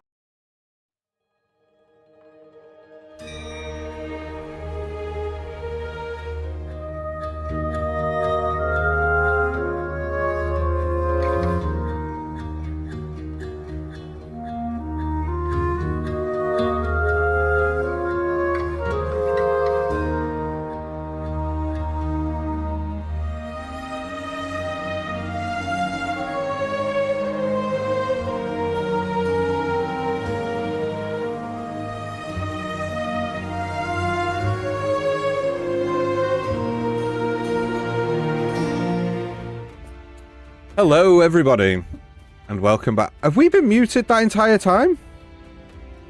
I hope so. Oh, I hope so. I hope so as well. It was mostly just us arguing about who we're going to kill. Yeah. It was mostly you Let trying us to tell us know who you're in going to chat. kill. And Yeah. If we've been chatting this whole time, do let us know in chat. Yeah. Anyway, welcome back. Let's play some D&D. Yeah. Let's go. Mhm. Didn't hear you guys. Mhm. Ah. So, Bullet dodged. we are going to kick straight in.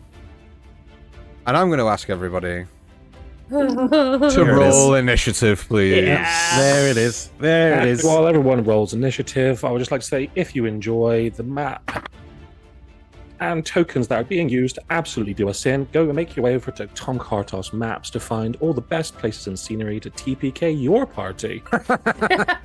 Love that. Thank you so much. Absolutely. And the link is downstairs in the dungeon. Yes, it is. Amazing. So, Wait, he said it, guys. He said it. He did. It's the first time he's ever said down in the dungeon. He got you, motherfucker. Catch a Pip. bitch. Pim, roll Gotcha. initiative with disadvantage? No, joking. What did you roll initiative, Pim? 10. Thank you very much. Edivir? Natural 20 for a 23. 23. Excellent. Thank you. Don't know what that was about, sorry. I liked it. Liana? I also got a nat 20, but for a 22. Twinsies. Amazing. That means that you'll 20 get twinsies. none during combat like that, Kyria. Oh, so this is the exact same as what happened before. I rolled a nat 1 for a 3. For a good. 3. It's good. Excellent. You're a bard. You want to be bringing up the rear. It's fine. Pick us all Virgil? up as we die. Virgil, what did you roll, please? 14. 14. Thank you very much. Let's just sort this into the right order and put some. Combat Balanced, yeah. music. Bruce says we always want things balanced. And yeah, we do. Extreme ends balanced. As you all stand outside of what you believe to be Alden's place, Yeah. Oh, Don't say that. Just to mess with us, don't listen to him, don't give in. Do not give him an inch.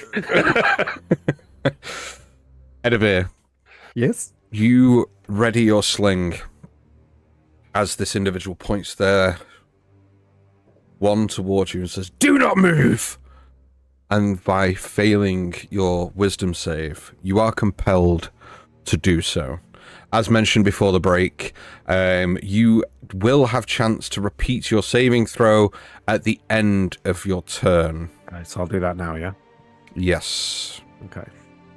So Edivir's just whipping around the sling, gets frozen, and fails his saving throw. It's an 8.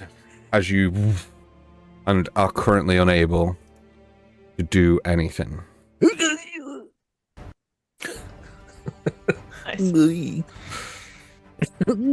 So, telling you not to move, but you could say stuff if you No, wish. he chooses to say, "Goi."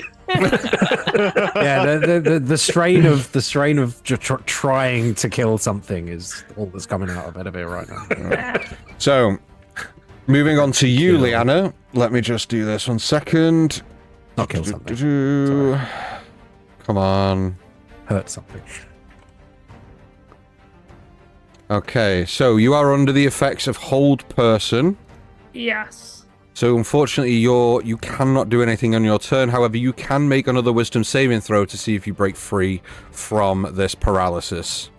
You use a different dice because this one's been screwing me. Okay. Wisdom. That's an 18. An 18. That's very good. Yes, Let's you feel the hold of this spell on you drop. But that is the end of your turn, unfortunately. This individual is going to race 5, 10, 15 feet to get more centrally to all of you. And it's just going to turn and go, "Look, we don't want any trouble, but your time on the run is over. All of you get on your knees and put your hands behind your head. If I see any of you reach for a weapon, it'll be the last thing you do not test us. On your knees."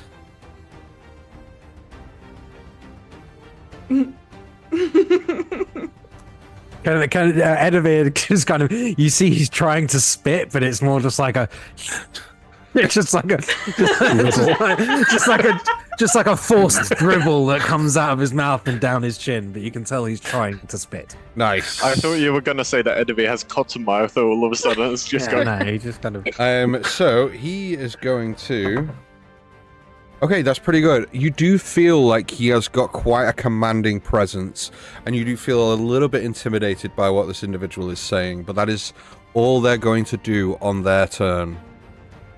Next in initiative order, this individual is going to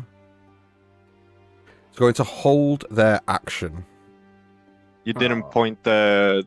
Sorry, the individual probably did that, on sorry, OBS. sorry. This individual on the roof. Here. Okay. You see they have a grimoire in hand and is currently now just pointing a finger towards the group. And they are going to hold their action. This individual is going to take a few feet forward And they are also going to hold their action. God. Fuck. Whoever moves first is getting fucking. Yeah.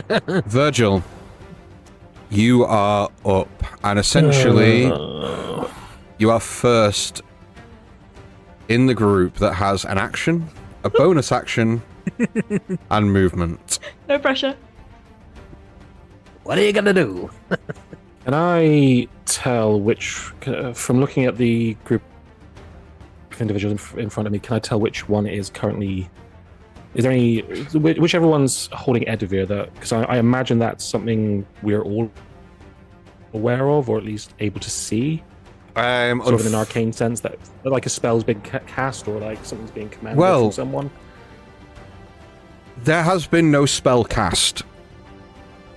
You do not see any arcane energy at all. It is not a visual thing. It is more of an effect. You are magically compelled. It's a charm effect, but there is no physical beam of arcane energy coming from this individual and hitting Edivir. Like when Gandalf is like, "Oh no, Baggins!" Yeah. Gets really big and scary.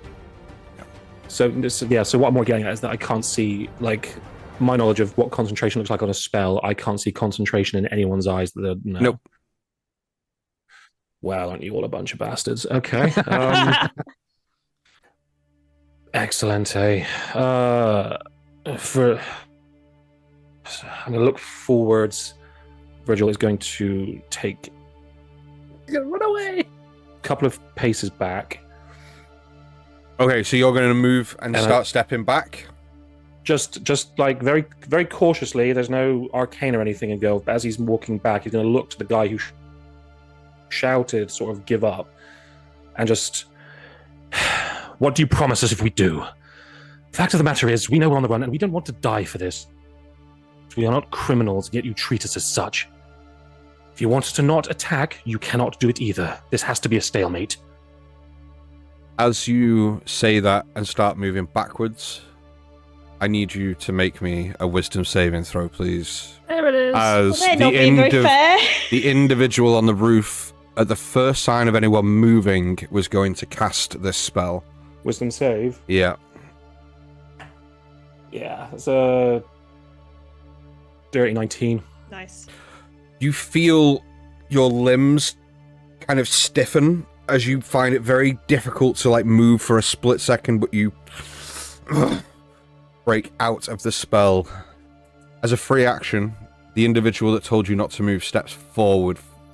No, they're going to stay where they are. Free action, you can't move. It's going to stand and turn and go, what do you get? You get clapped in irons and taken to Iron Heights again. And this time you won't fucking escape. Not criminals. Not criminals. Breaking out of a prison transport, killing guards. Down on your knees. I will not ask again.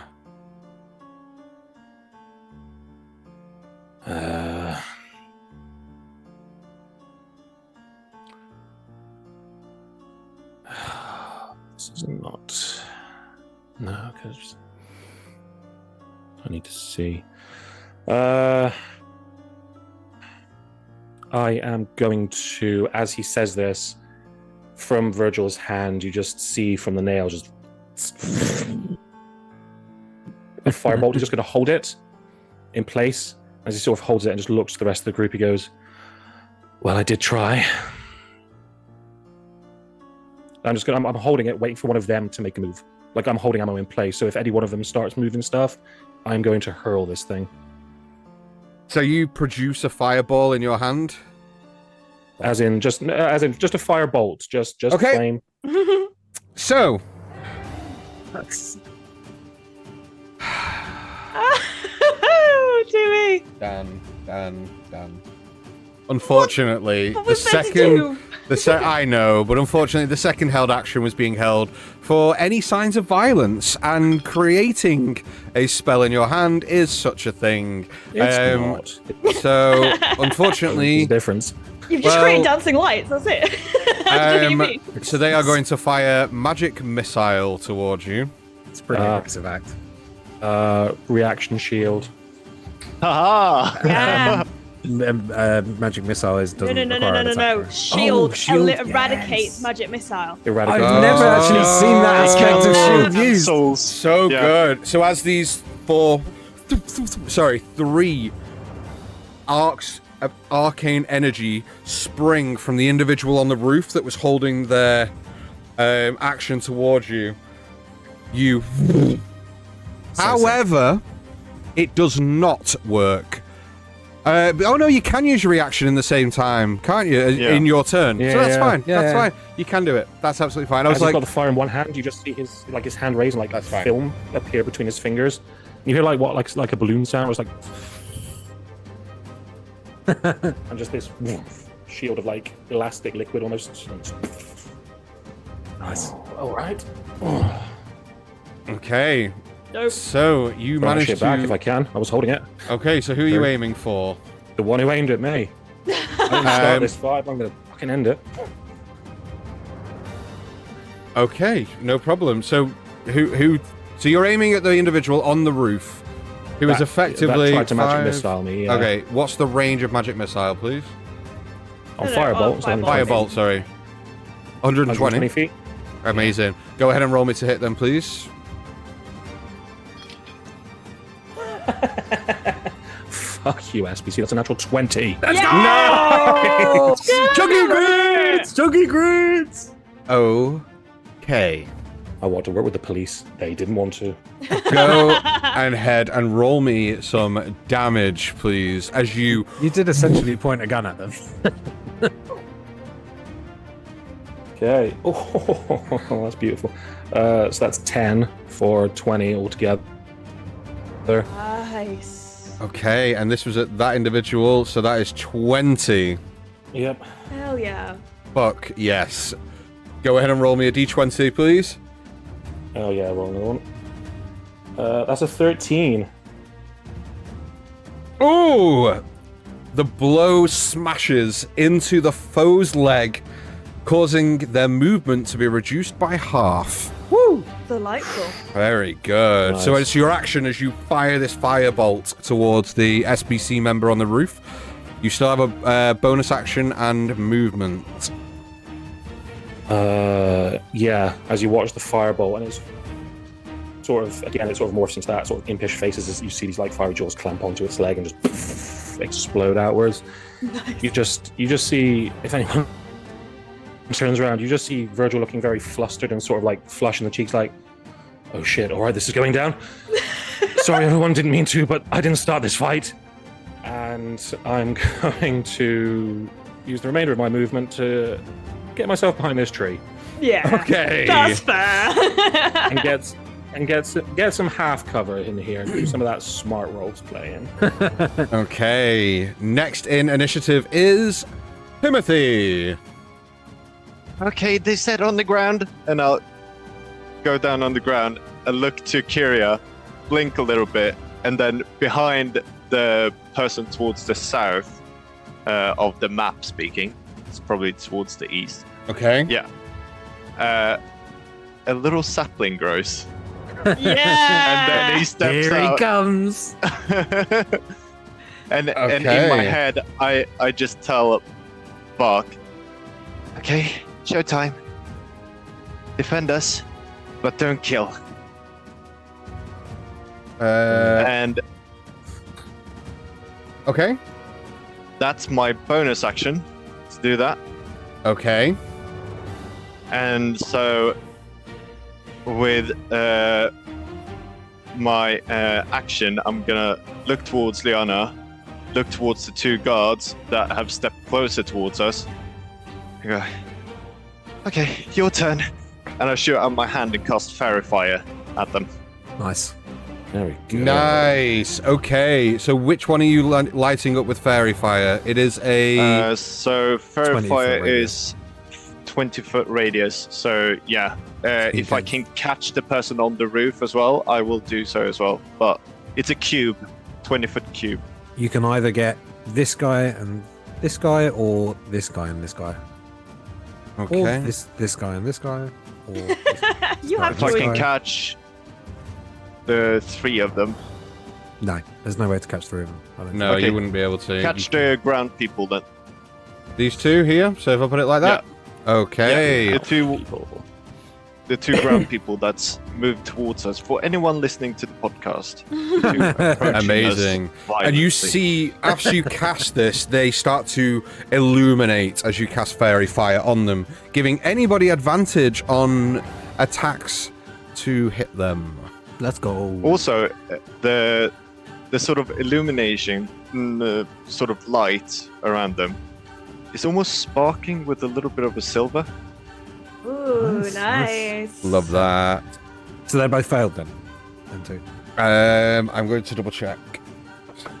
Yes, they did. Dexterity Yeah, saving throw. yeah. They did. Yeah.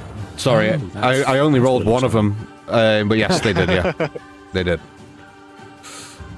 Pim, is that Yep. everything you want to do on your turn? That is, yeah, that's everything that I want to do. I think. Actually, I'm gonna take a step because Edivir is currently still paralyzed. Pim's gonna actually, for the first time, step in front of someone. Oh, damn. Okay. Shield up. Very good. Okay, at the end of your turn, I'd Where like you does- to Where does describe. Brock- Can I see? Sorry. At the end of your turn, Pim, can you just describe to me, if you will, how you're feeling in this moment? Okay.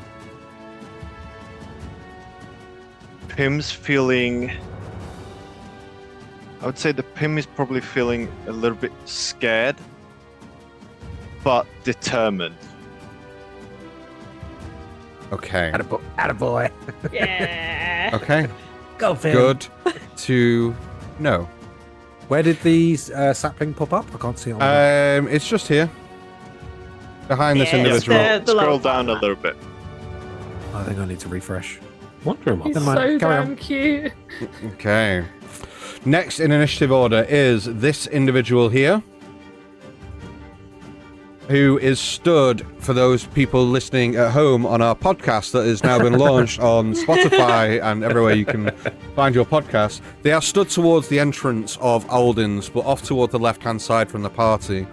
He looks directly at you, Liana.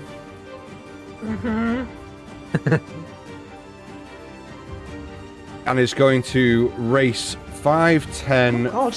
15 feet Let's and go. try and grab you.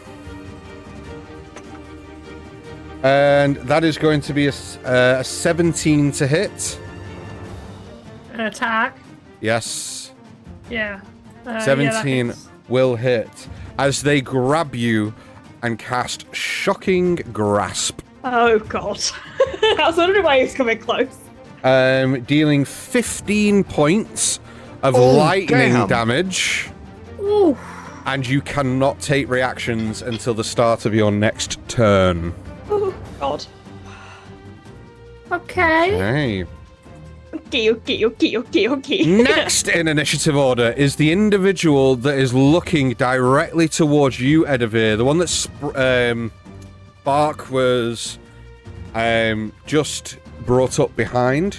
Is going to look at you and see the determination in your eyes that you're trying to move. And he doesn't like The that. spit flowing down my chin. And is going to 5, 10, 15, 20, 25, 30 disappear Oh, in a God. puff of smoke where he is and just appear next to you as he, as a bonus action, casts Misty Step and is going to, you see his wand in his hand just grow in size into a quarterstaff as he uses Arcane Strike as Oh. his action to make course a he does. melee weapon attack against you. For a Oh, dear God. that's a 16 to hit. Yeah, that hits. Oh, that's okay. Causing 2 whole bludgeoning damages. Oh, damn! A whole 2. I rolled a 1 on my dice. Rubbish. But I need you to make me a con save, please. Oh, God. Oh, fuck me. Okay, that's a dirty 20 on the con Dirty save. 20. Okay. I needed that. That's fine. You do not feel the effect that this attack has. Okay, well, there's that. There is that, at least. Kiria! Yes! Your turn, my love. So just to clarify, the guy who Misty stepped next to Edivir, is this like a tarp above? Like, Yes. What is this? Yeah. So Kind of it's a slight awning that hangs off the top of off the building that you're next to, Okay. and is just kind of misty steps underneath that next to Edivir. Cool. Are you going to Indiana Jones him? Go for it. Do it. First of all, as my bonus action, you see that Kirio is already kind of going down to the ground onto their knees as well. And as I do so, for my bonus action, well, Pim's moved now, so let's see. But my eyes flash bright white / almost like very bright blue, almost white. My hands become translucent as the ground begins to shake and bits of bone from the city below begin to rise above me. And I am going to use my new feature. This is allowed. Tales from Beyond. What the fuck? What? For those at Oh, home, level 3, everyone. would you please describe Top what class. this does? I reach out to spirits who tell me their tales, and they channel their tales through me.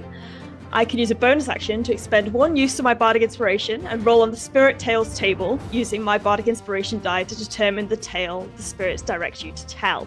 So I'm going to roll to see which one I get. Oh my god. So good. Go ahead and roll on the Okay. Tails table. I love I that. roll a 4.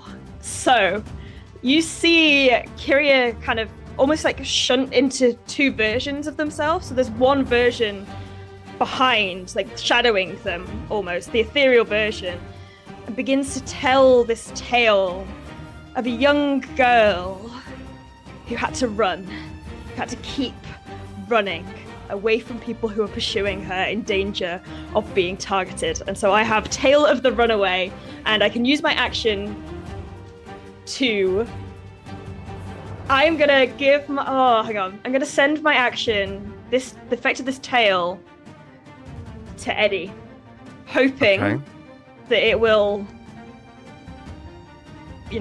negate this. So the target can immediately use its reaction to teleport up to 30 feet to an unoccupied space you can see, Eddie. When the target teleports, it can choose a number of creatures it can see within 30 feet, up to 3, to immediately use the same reaction to do the same thing. Oh! That was all to move. So you can pick 3 other people to teleport out of this space. Yep. So do I have to teleport close to them for them to then be able to use it, or do they also just... No. So when you teleport, you can choose basically who you want to bring with us. They have to be within 30 feet of you. Okay, and they come to the same place as me. Yes. Gotcha. So, Well, in that case, I didn't expect I was going to be doing this, so give me a second. Boop. I'm going right in this dude's face. And I'm going to bring Liana with me. Just Liana. Okay. And I want Liana to be on the opposite side of him. Like that. Yep. So we're going. okay. Oh, sorry, I just fucking Liana elbowed my can't do cat in the that. Face.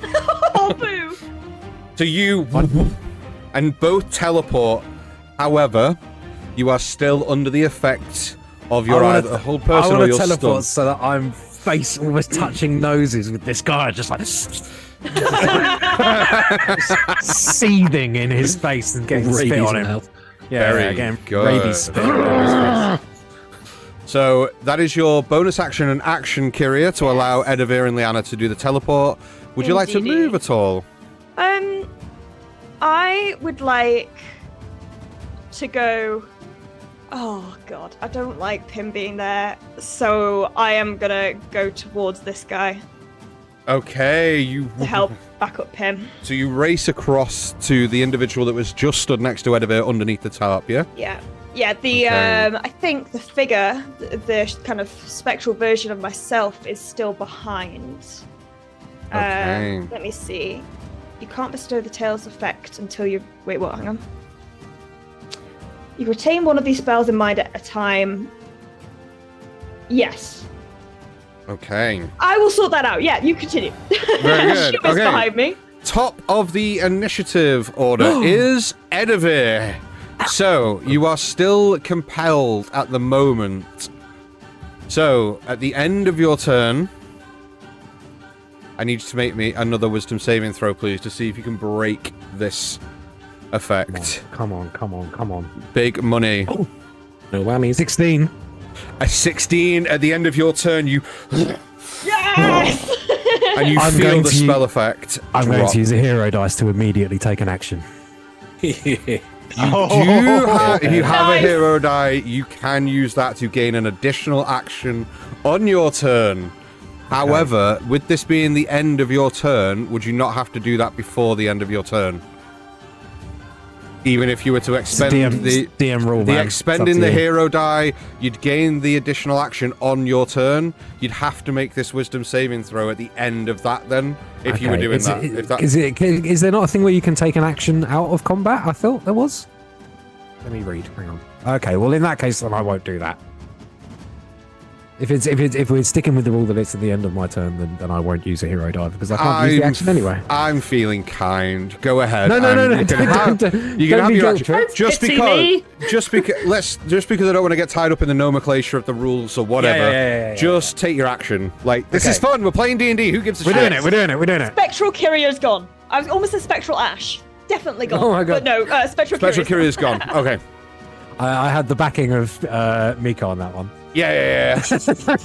according to chat. Thank you, Mika. He's on my shit list for the collab one shot now. I'm joking. Okay, then I'm only playing. I'm going to take my action to. Oh, actually, because I could do something slightly better than just fucking hitting this dude, couldn't I? Where is it? Yes, I will. Fuck. No, I'm going to hit him. Okay. So With advantage because I'm flanking, right? using your rapier, My scimitar. scimitar. Yeah. He's verified anyway, so it's advantage. Yeah. anyway. So as I sort of break out of it and I'm right in this guy's face, I'm just going to whip the scimitar off my waist, and as I do, I'm just going to drag it across his chest as it's coming out of its sheath. Okay. Go ahead and Nice. roll to hit with advantage, please. 12, first one, second one's a 14, so that's 19 to hit. 19 will hit. Okay. So that's Go ahead and hit me with some damage, please. So that's 6 plus Kick 9. his ass. 6 plus 9 on the normal damage, and then plus 2d6 for sneak attack. Another 6. So 9 plus 6 is 15. 9 plus 6 is 14. No, 15. And a 3. 18. points of damage. 18. Ooh. Big hit as you drag the scimitar up the chest of this individual. And then Very as good. I do and I spin around, I'm just going to look round to Liana on the other side of this guy. I'm just going to say, take him hostage. We'll get the other ones to back off. Okay. Hey. She doesn't respond. Cool. Okay. So, still under the effects. Oh no, so you broke free of the whole person.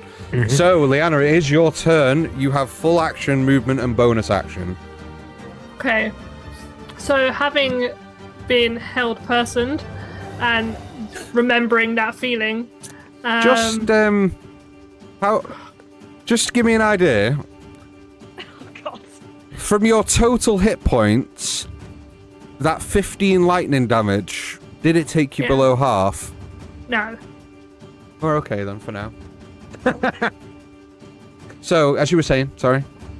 So remembering having that feeling done before by these bastards, and then being electrocuted, she starts to breathe heavily, and you do see as sort of frost and snow and like icicles start to whip round her that seem to appear from absolutely nowhere, and to almost like a fairly dense blizzard obscuring her view from pretty much everybody as she rages.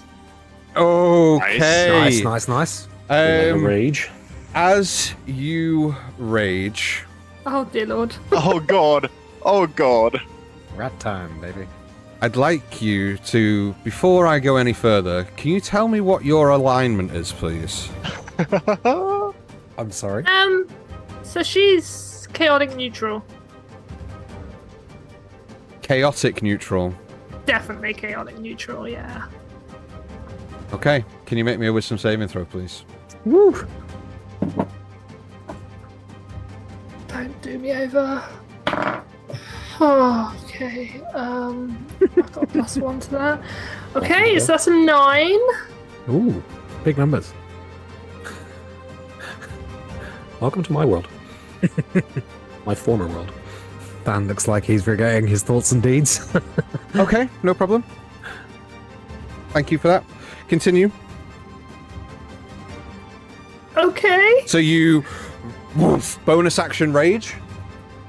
Yes, why are you getting dice out? You're stressing me out, dude. Alright, so yeah. So everyone else just sees this sort of tornado of snow swish around her, and she's not actually going to pull any weapons. She's just going in for a claw attack straight down this guy's back, just raking her claws right down his back. Very good. Go ahead and roll me to hit, please, with advantage. Yep. Okay, that's a dirty 20. A dirty 20 will definitely hit. Go ahead and roll me some damage, please.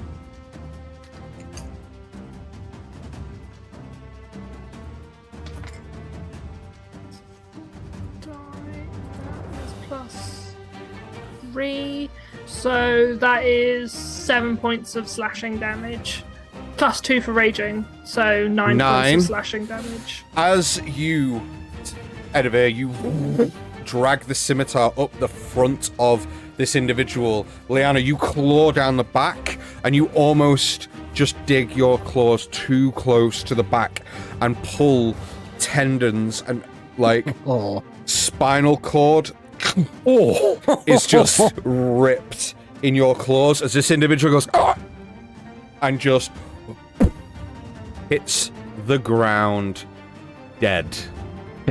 I look up at Liana and I say, well, plan B it is. Liana. She's very hard to see, to be fair. But yeah.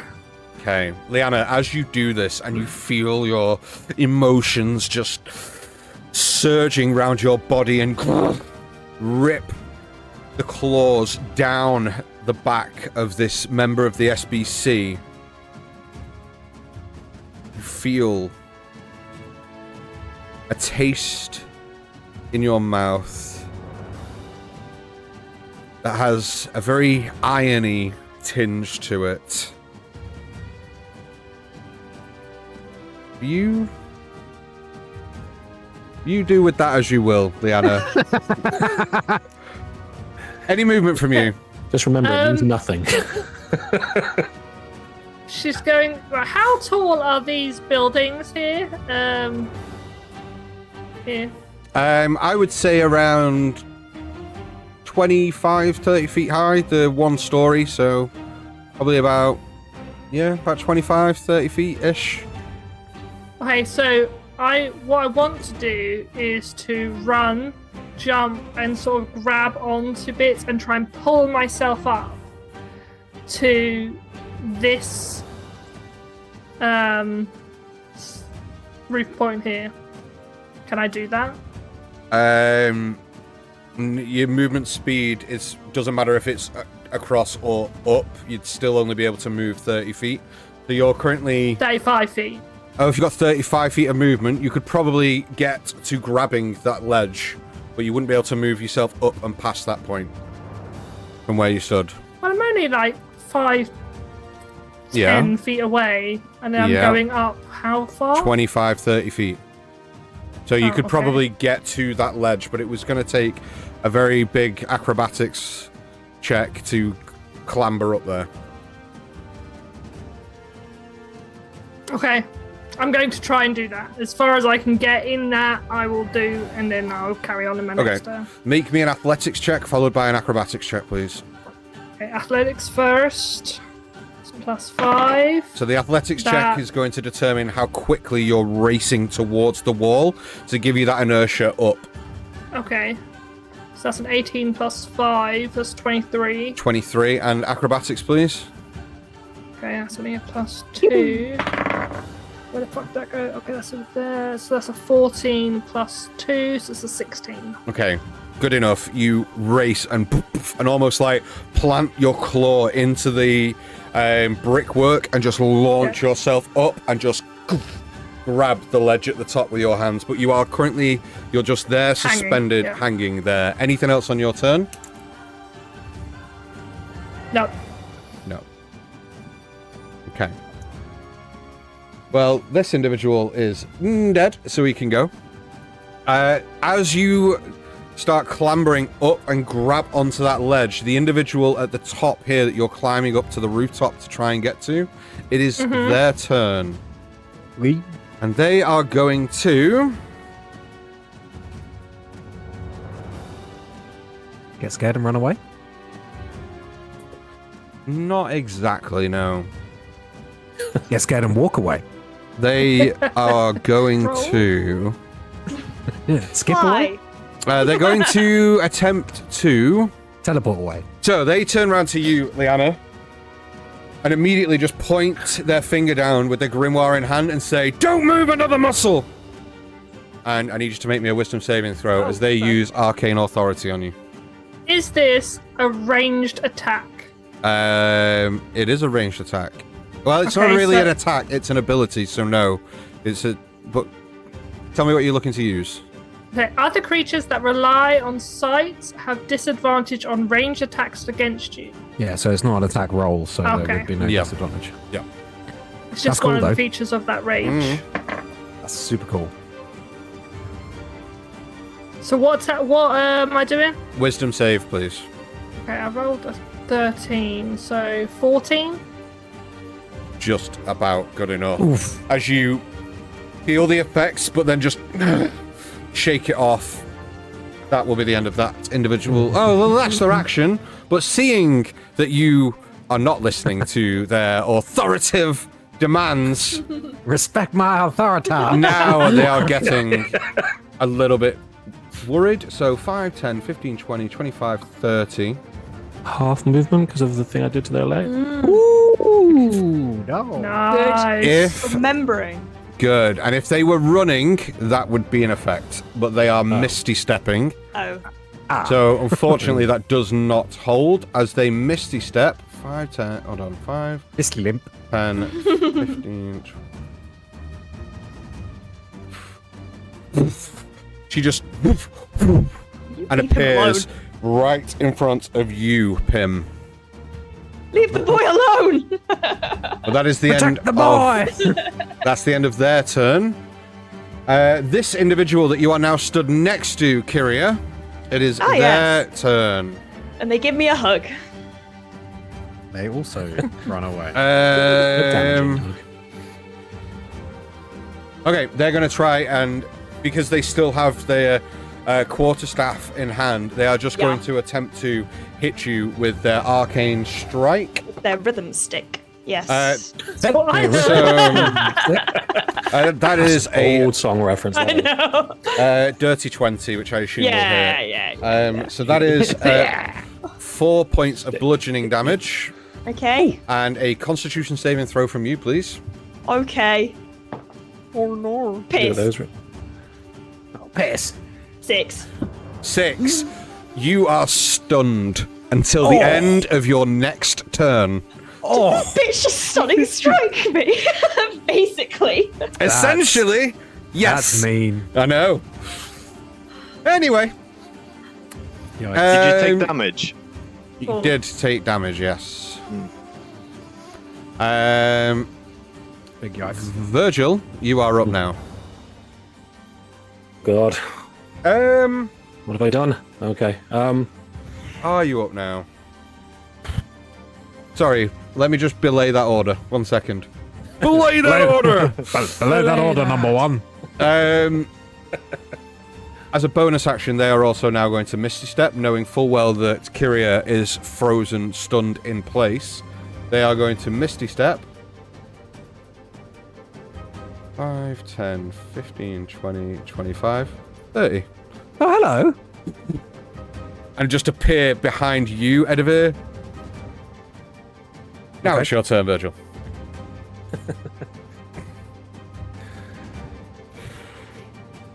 Right. Who do we go for? Bloody bitter I got stunning strikes. I know, I'm really upset, aren't you? Yeah, I am. I'm really cross, actually. Right, okay. Dan, can Yes. you DM Dan before we crack on with this? Just as I'm planning my turn and lots of stuff has moved. Can you re-clarify who had Misty Step? Not Misty Step. Fairy Fire. Because one of these surviving dudes has Fairy this Fire one. on them, don't they? It was This that one. here. Yes, I will put a. I'll just put grappled. They're not grappled, but that one there, just so you can see. Yeah, that's good. Thank you. No problem. Okay. Okay. Right. Well, this he's got a slight quiver in the hand, but Virgil sees the guy who's fairy fired here. Okay. We can do this non-lethally, I hope. Well, not for that one. And he's going to take 10. He's going to take a step 10 feet this way to sort of stand off with this guy. Okay. And holding up his hand, you watch as the sort of bluish green arcane energy forms in his hand, and these little sparks and motes that sort of comes together and forms this orb. And as it does, you watch Quill like fly out from his pocket and start writing on the arcane energy itself, and you see these runes and symbols sort of sink into it. And I'm going to use my ability to change damage types on spells to make this a chromatic orb of force damage. And I'm going to aim it at this guy who's fairy fired to try to go for a concussive blow more than a damaging one. Okay, so this like will be big hit straight to center of the chest. will be with Expelliarmus. advantage. So go ahead and roll with advantage for the hit, please. Will do. This is good. I like this. Okay. It's double 13s both times, so that comes to 18 in total. As you fire this chromatic orb at this individual, they see it coming and just whip their wand up, casting shield as a reaction. However, it beats. Hey. And your chromatic orb breaks through the shield and crashes into the chest of this individual. Go ahead and roll me some damage, please. As you see the shield come up, you just watch the orb form horns as it becomes like this charging bull, almost like just the front half of it as it just shatters through the. What are these creatures about? I want to know. Right. That is. Magical bobbies. 5, 11, 15 points of force damage. Oof. A good amount of damage that. Thank you very much. As you chromatic orb breaking through their shield spell and hitting them square in the chest. Doing decent amount of damage. Anything else on your turn? Yes. Back behind the tree. Nice. Find myself some cover. Firefight. Okay, you do so, and you dip back behind the tree. Anything else on your turn? No, not for the moment. Okay. Next in initiatives, Timothy. Right. You can tell me what you're going to do, but I need a quick wee-wee. Yeah. Tell us what So- you're gonna do. As a bonus action, Timothy commands Bark to move up to get in closer range, in flanking position with or almost flanking position with the lady that has misty stepped all across the place and is next to Edivir. Okay. And as he does, he takes his wand out, pops the lady in front of him on the chest, and points behind her. As Bark reaches out his arm, his left arm, and where there looks like sort of a tree stump almost with a hole in it. Okay. Grows slightly, and this beaming yellow silverish energy just starts to form and shoots straight at the lady in front of me. Oh my god. Nice. Got a fucking Iron Man hand cannon. It's Iron Mega Man. Man. As Bark uses his Scorching Sun. Ooh. Nice. Okay, so go ahead and roll to hit, Solar please. beam. Yeah. Let's see. That is let's see, it uses my spell attack modifier, so that is gonna be quite big if I correctly. Yeah, that's an 18. No, that's a 19, sorry. A 19 will hit. So go ahead and roll me some damage, please. Will do. Sorry, I have to jump back between pages. It's okay. So it's a d6. Oh. Nice! 6 points plus my proficiency bonus, which is 2, so 8 points of radiant damage. Ooh, very, very good. As you So just go, see this ball, behind you. and as this individual kind of turns and looks, this ball of radiant energy just across 15 feet and crashes into the back of this individual, knocking them over you, Pim, into the dirt behind you, flat on their face, dead. Oh, shit. Yeah. Nope. Nope. Anything else on your turn? Well, in that case, Pim's gonna move 5 feet, place a hand on Kyria, and cast Cure Wounds. I mean, I'm okay, but thank you. Okay. And as he does, this sort of green energy goes into you, Kyria, down into the ground, in towards Bark, and rushes towards Liana as his Bark uses his reaction to cast Root of Life, which means that you also get some hit points back. Oh, nice. So Bark Good. uses its reaction to move and use an action. No, not his reaction. He uses my bonus action to move and attack. His reaction to use his ability called Root of Life. And how close does he have to be to the individual? 30 feet. 5, 10, 15, 20, 25. You wouldn't be able to reach Liana because she is up. Yeah, Oh, she's up. Yeah, Okay, so she's well, hanging in on that the case, roof. In that case, it won't use that because you can't do that. But you'll get some hit points anyway. Okay.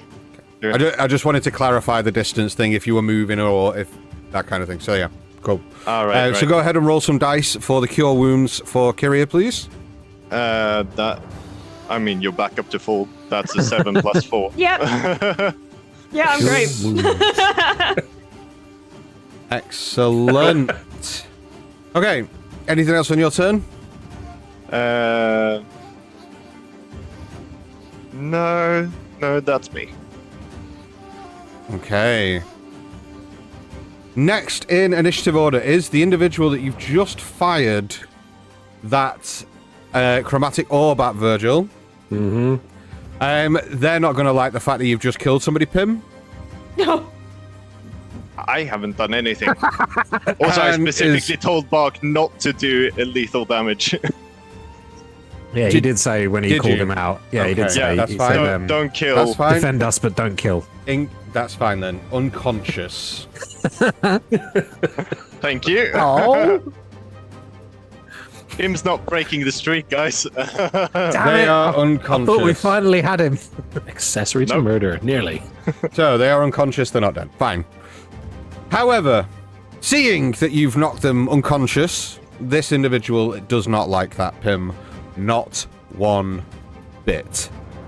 And is going to rush you. 5, 10, 15, 20 to there. And is going to grab you, or attempt to grab you, and cast Shocking Grasp. Okay. Unfortunately, that is a natural 20 for a 24. Ooh. That hits. Wow. Okay. Magical pain. So that's 2d8 lightning damage, which totals 10 on the dice, doubled to 20 hit points. Yep. Are you still up? Yeah. I need you to make me a wisdom saving throw, please. Yes, sir.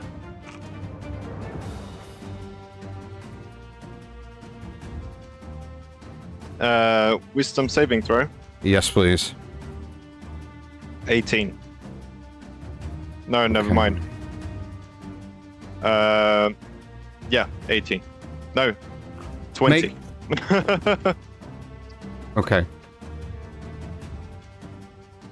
Sorry, I was confusing my modifier with my saving throw because they are on different pages. So you rolled a... Sorry. Apologies. I rolled a 14. It should be plus 6. it should be a Constitution saving throw, not a Wisdom saving throw. Apologies. Oh, 16. In that case. 16. And Liana, yours should have been a Con save, not a Wisdom save, so yours would have been higher. So that's why I thought you're going to be fine, because yours would have been... It was only Yeah. a 9, though, wasn't it? Yeah. So, it's a Con save. Timothy, can you tell me what your alignment is, please?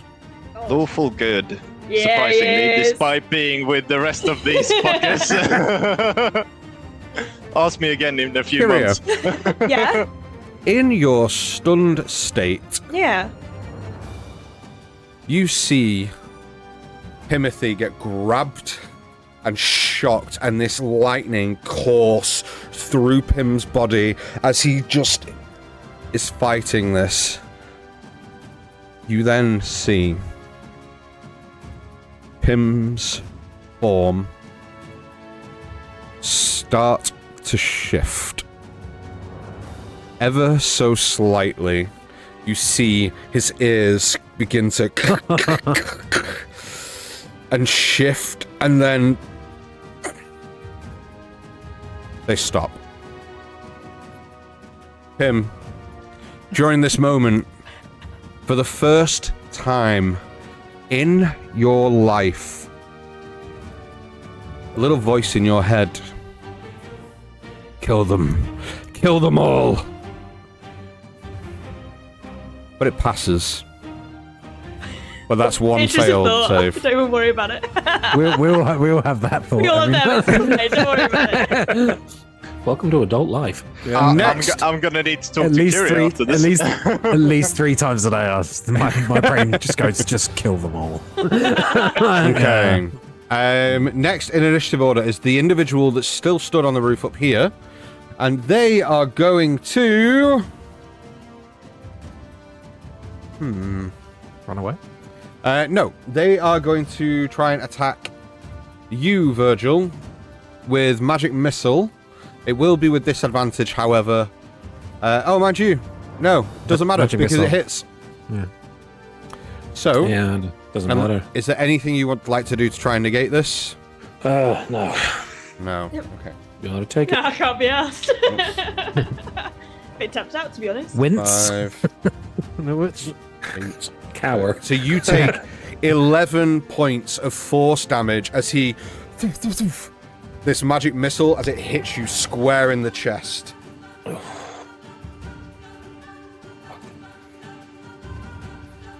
Does he want to do anything else?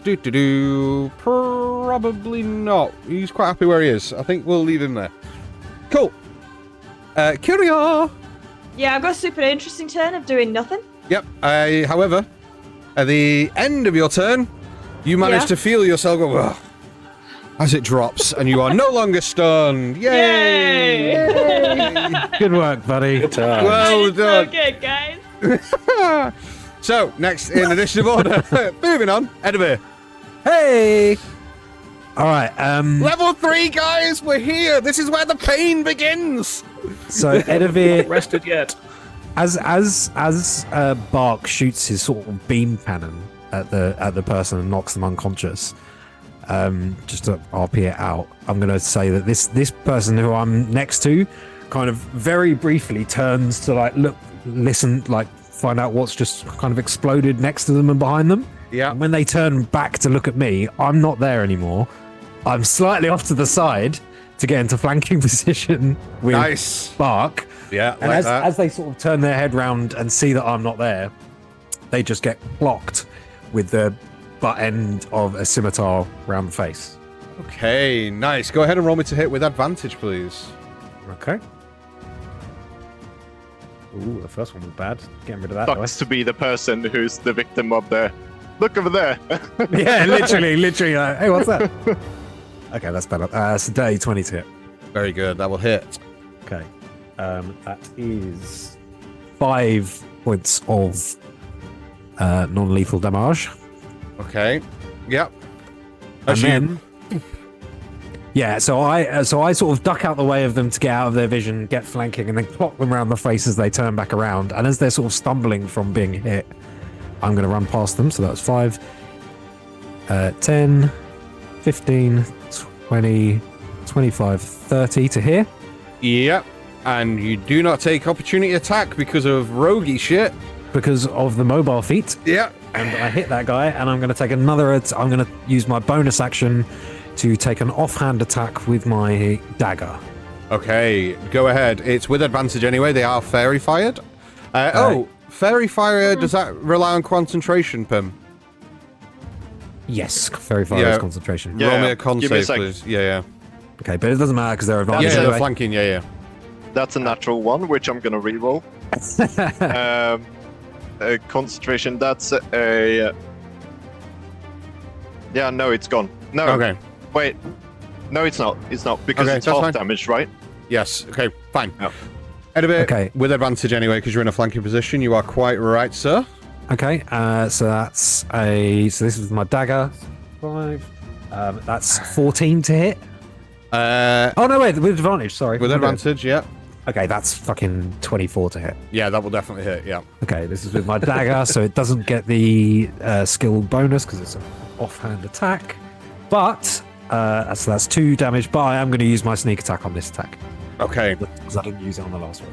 no That's problem. 2 plus 4, 6 plus 5, 11 points. Oh, very good. As you almost just kind of like clock them so hard, they are like dazed at this point and kind of like shifting very unstably on their feet. Not quite knocked out though. Yeah, what I basically did as I was running up and they were focusing down on Pim, I basically just sort of, you know how in like Muay Thai they do that jumping elbow to the top of the head. Yeah. I just did that with with basically the dagger, so I just clocked them square on the Yeah, the blowhole of their head to try and knock them out. Nice, love that. Anything else on your turn? No, that's everything. Excellent. Liana, you're up. Right, so Liana is going to finish pulling herself up Yeah. there. Realise the person is now fucked off. She's going to turn and see the other guy on the other roof. Yep. She's going to drop to all fours and charge and leap across between the 2 buildings Yeah. and Sick. land there. Okay, acrobatics check. Would it be For a straight jump, I think it would be. Athletics. Yeah, you are right. It's athletics. You are absolutely right. Advantage because you're raging. Shouldn't need it. 2 barbarian was players. So that was dirty 20. +2. Okay. +2. Always do the strong thing. Always. And then again, she's not pulling any weapons. She's going to just come up and just rake down his front with her claws. Nice. Go ahead and roll me to hit, please. Fuck him up. Fuck him up, fuck him up, fuck him up. That's not 20. Natural 20! Let's Very go, good. baby. Chunky crits. Right, was so huge. special damage. Really miss chunky Trying to crits. pick I've up chosen a dice class with that this. can't. Odd. Yeah. I haven't gotten barely Very good. any. That's max on the dice, which is a 4. So double to 8, which is +3.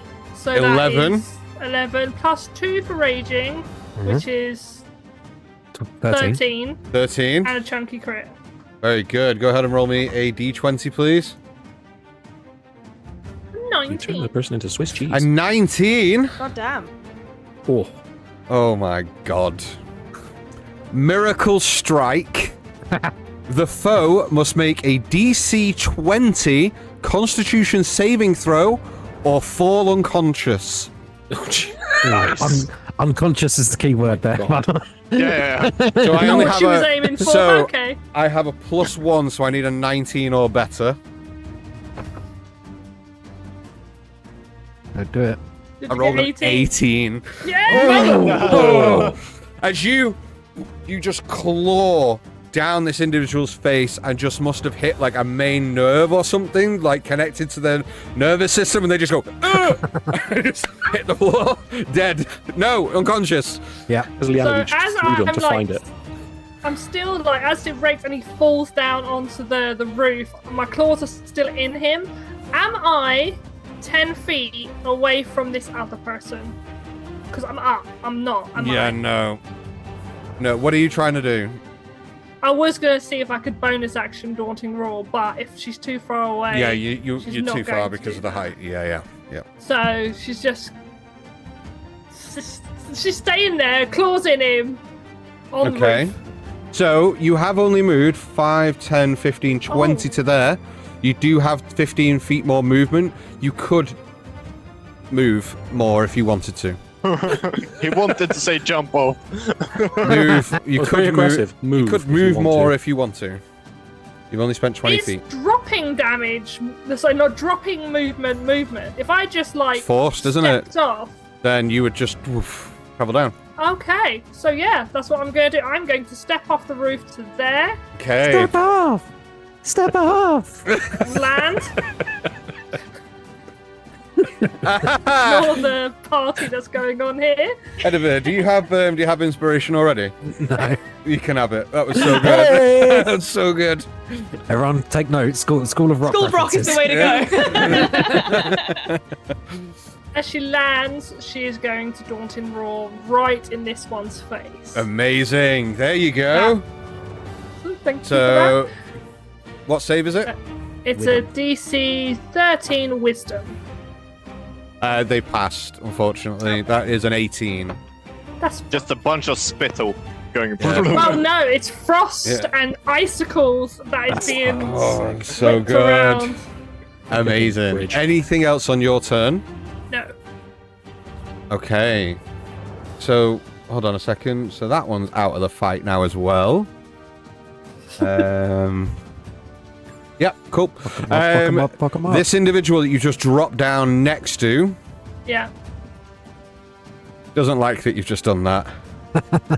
Doesn't like that you've done that Come at one me, bro. bit. They're not very supportive, these guys, are they? They're No. like 6 Oh, Yeah. you guys are criminals. You guys are criminals, so, you know, you criminals.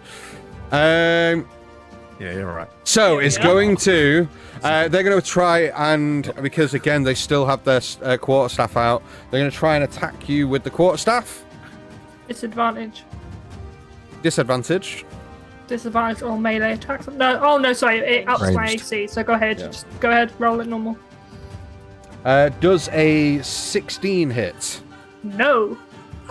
16 Nice. doesn't hit as he Would normally, not while swings I'm raging. wildly and misses. However, because he missed, he's a little scared boy. Doesn't like it and is going to Misty Step out of the way. 5, 10, 15, 20, 25, 30 to there. Pussy. Don't like it, man. Doesn't like it. Big barbarian Leonin dropping down next to him. Not a fan.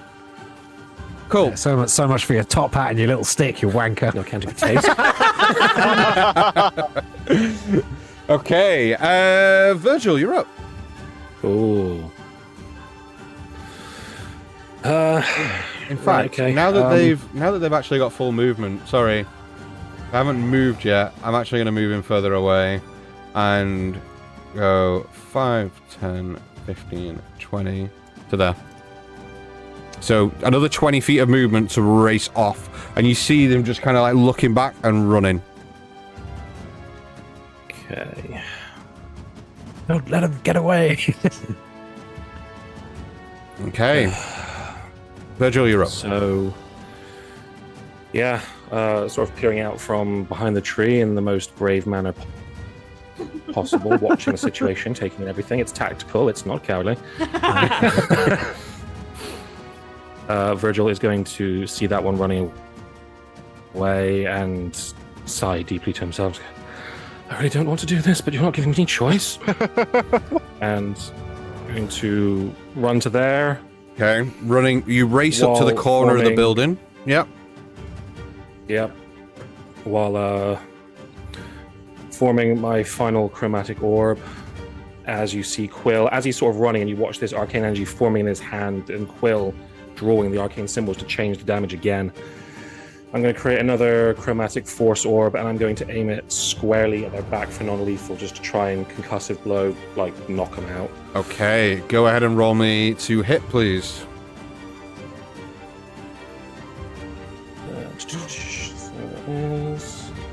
Oh, I completely forgot to do an announcement before, by the way. I'll do it after your turn done.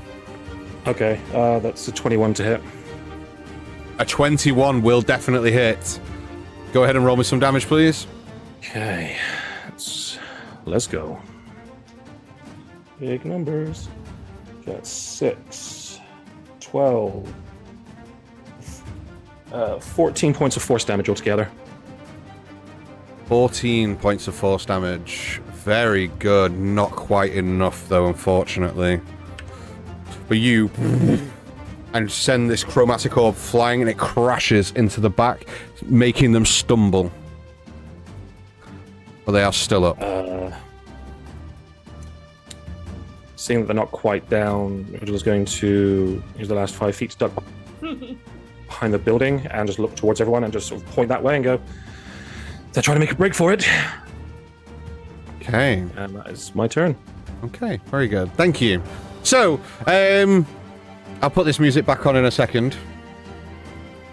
Good combat announcements. I know, apologies. Very quick announcement. I was asked to make a quick announcement on behalf of Miko from Folk and Myth, who are going to be doing the Greyhawk Megastream fundraiser event, where they are going to be raising funds for St. Jude's. Okay, so they are going to be running a game all weekend. So it's the weekend of the 2nd of February. So not this weekend, but the following weekend. Following Friday. Yeah. Awesome. So that's Friday the 2nd at 10 a.m. Eastern Time, where they're going to have many people, including a couple of our players. Ooh. As I think that might be true. As Dan I was going to and make an announcement at Natalie, the end, but yeah, as Dan and Natalie are going to be joining them for the Children of Riverlight. Now, this is a charity event where, as you donate, all proceedings and all donations go to charity, but you get the ability to influence the game. So by donating certain amounts, you get to give players advantage, you get to let the heroes take a long or a short rest, you get to give them random loot, you get to create NPCs for the world, and if you were to donate $150, which I know is a lot, then Miko will GM a game for you and your friends. Oh, that's awesome. That's So- sick. Very I like cool. that. Please make sure that I've just put the link down in the chat there. Please head over to Twitter, give that a check, and just go and show some support on that stream next week. As, yeah, it'll mean the world to everybody. So, yeah, please make sure you go and do that. Excellent. Timothy, you're up. Right. Okay. So one person's running away, the other one's on me. Well, my friends probably have the person that's on me. So let's use bark while we have them, shall we? Yes. Then Bark's make another gonna take a step 5 feet forward, and once again reach out their sort of tree stump arm and launch another scorching sun at The individual this running person away? Running away, yeah. Okay. No problem. Go ahead and roll to hit, please. Let's see, that's going to be an 18. An 18. Okay. Go ahead and roll some damage, please. Can we get some? Oh, never mind. That's going to be 5 points of radiant damage. 5 points of radiant damage as this scorching sun flies across and crashes into the back of this individual as they're trying to make a getaway. Not quite enough to put them down, though. Shite. Let's see, what else do we do? We probably do that afterwards. Yeah, I guess Box just gonna keep on running. Let's see. Keep on running. 10. So that was 5, 15. Up to there. Okay. Did Bark miss? Sorry, I missed that. No, Bark hit. It just wasn't enough to put them down. Unfortunately. Bark And- just running along with like a weird gargling scream. Just going. Okay. Anything else on your turn?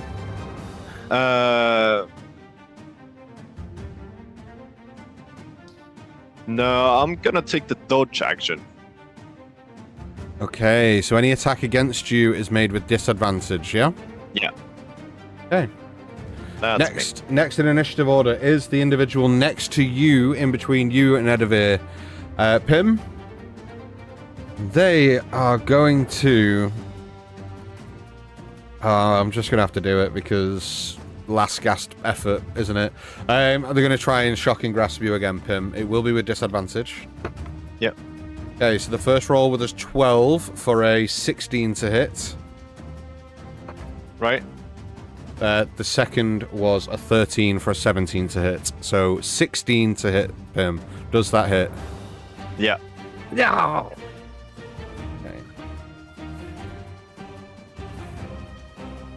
Okay. So that is 9 points of lightning damage, and you cannot take a reaction until the start of your next turn. Yep. Is That's Pim, fine. Is Pim still up? Yep. With 29 points of damage already? Yeah. Holy Because I shit. rolled full hit points So you're very low. during each level up, so I Okay. have 1 hit point. Very good. Pim, make me a wisdom saving throw, please. Yes, sir. The wisdom or con? No, Constitution, thank you. Constitution saving throw, thank Full you. of fear in his face Yeah, there. yeah, yeah. Con. No, it is a I con. got you. Thank you. That's a 19. Nice. Oh. Jeez. Oh, God. No, ignore. Pim, Yeah. you are very low on hit points. And this enrages you. And you feel this burning fire in the pit of your stomach start bubbling up through into your body as the rest of you, especially Edivir and Kyria, Yeah. see Pim crash down onto his hands and knees, and you see his back just start to crack and shift in shape. Pim, now's not the time. Pim, that is a second failed Constitution saving throw, but you Failed fall on 19. does not The hell is success? 20. Oh Jesus. my god. So Pim, He's that is below. your second failed save. Your form, however, does not shift at this point. Fucking hell. Jesus. Kyria, Yeah. you can have a go now, love. Oh, thanks. I really wasn't actually expecting to have one, so just give me a second. No problem. Okay. Right then. Fuck it. I'm going to do another little tail. Sorry, I'm going to stop doing that. I'm going to do another tail just to see what it is. So that's my bonus action to see what Yep. tail I get. Ooh. Tale of the Mindbender. You Ooh. evoke an incomprehensible fable from an otherworldly being. The target must succeed on an intelligence saving throw or take psychic damage equal to 3 rolls of your bardic inspiration die and be stunned until the end of its next turn. Jeez. Wow. But it doesn't say anything about Wow. range. I'm going to assume that the effects of the tails are within 30 feet of you. So, yeah, it's either going to be 30 feet or it's going to be 60 feet because that's what bardic inspiration is. I would Because it's a imagine. it'd be creature that same. can hear you. Up to you, Dan. Fine. We'll go with 60 at this point. We'll double check between now and next session. Cool. All right then. Well, that fucker. Which one? The one that's running away?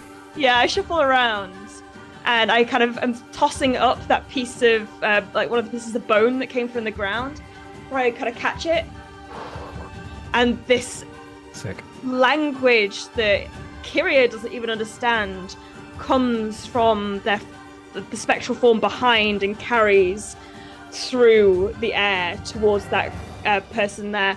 I'm hoping that this will be kind of psychic damage enough to kind of concuss them and knock them out, but I Right. don't know because it's up to you how well Kyria can control this, because this is very new. Yeah, we'll see. So Looking at is it it to hit, or is it just automatic damage? They must succeed on an intelligence save. Okay. Ooh, they might be quite good at them. Yeah, wizardly. So that is a 22. They're smart. Yeah, so they take half as much damage and are not stunned. Okay. So they take half 15, so 7. Which is more than enough. As you see them go, and they're because you've caught them in momentum after being hit. They just kind of like get stuck in place and Yeah. just hit the ground, and they are stunned. As this otherworldly like Unconscious. being They're unconscious, and not version. stunned. They're Oh, both. yeah. Technically. Fine. Yeah, this otherworldly kind of version of Kyria that's behind them. So, like, we're talking pseudopods and Yeah. all of this stuff. Oh, like, God. a very Oh, no. misformed version of Kyria behind them. Kind of just poof, into nothingness. Then Kyria has gone 5, 10, 15. I've got 20 more feet.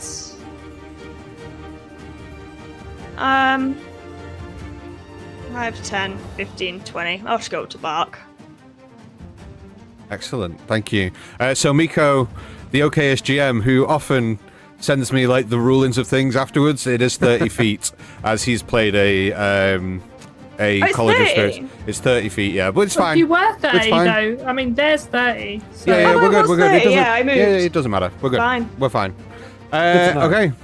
So that individual has been knocked out unconscious. Yes. Edivir. Hello. Sorry, Kiri, anything else? Oh, no. No? Okay, Edivir. Okay.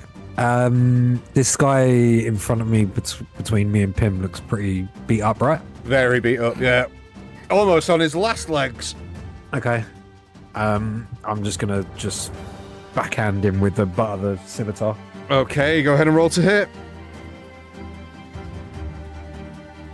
That's 15 to hit on the first attack. They are on their last legs, and they are fighting with every part of them as they cast shield as a reaction to negate that hit. Okay, then I'm going to follow up with a bonus action. That was with advantage, right? Because you are That was flanking. with advantage, yeah. It was a bad roll.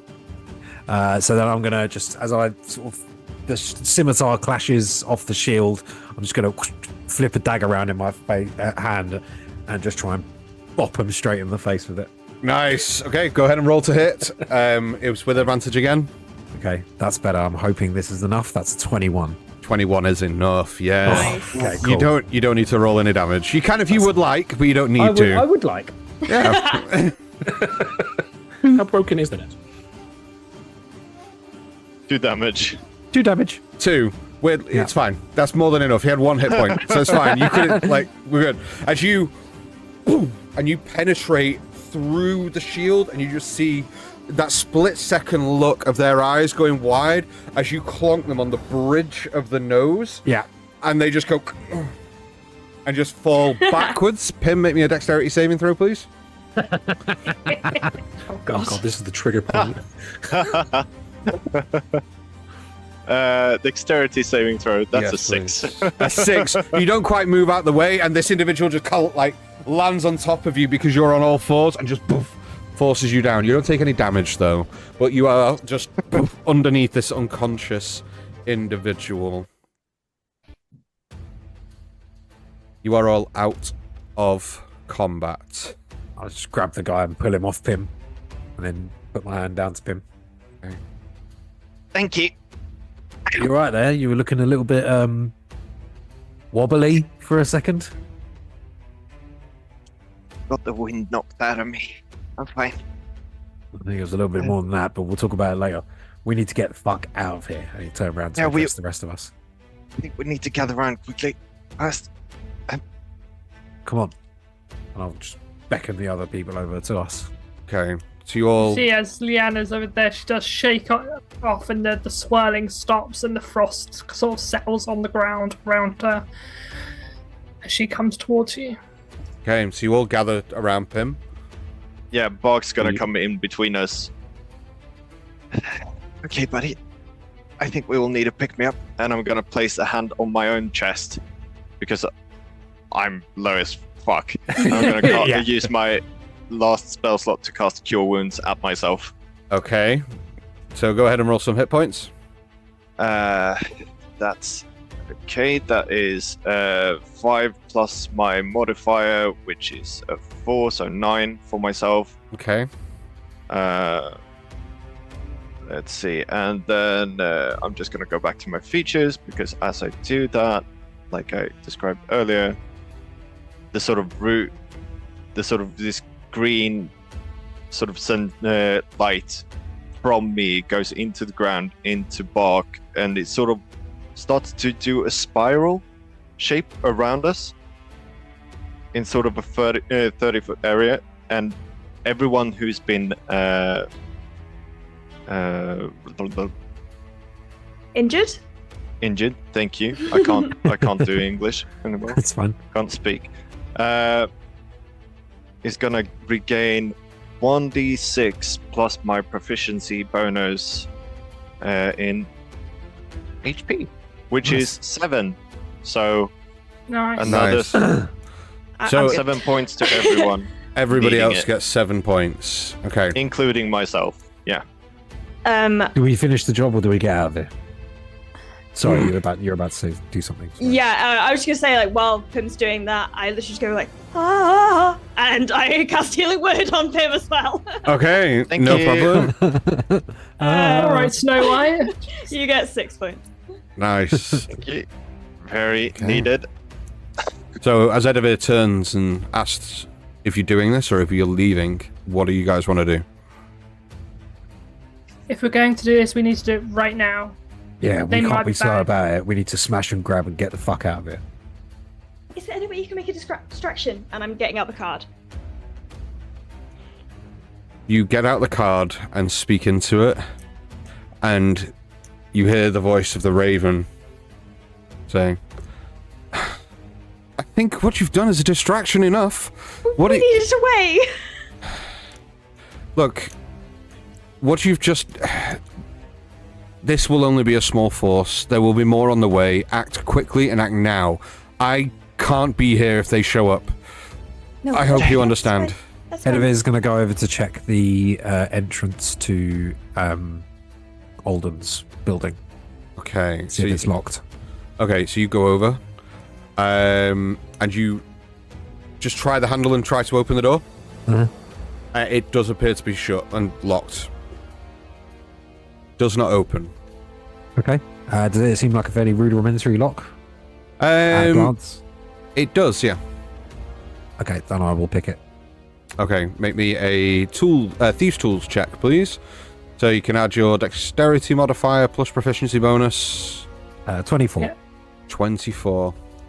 Okay, you whip out your lockpick and just start, and quite successfully and quite quickly. I think with everything that's happening around you right now, there is no time to waste, and you and jimmy the lock. I'll just open the door and say, everyone in. Yeah, straight in. I'm going to, but then as everyone starts running in, I'll say, Leanna, with me. And I'll walk out to the street and I'll start dragging the bodies. Yeah. So they're not in the middle of the street. Yeah, Okay. Kyria was just going to say, we could stage something. We could stage something. Bring them all together. Bring them all together.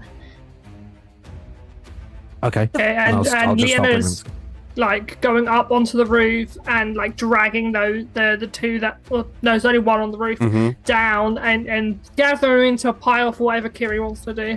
Okay. The Well, here he is. inhalator. All right, fine, good shout. I'll take out the inhalator Mm-hmm.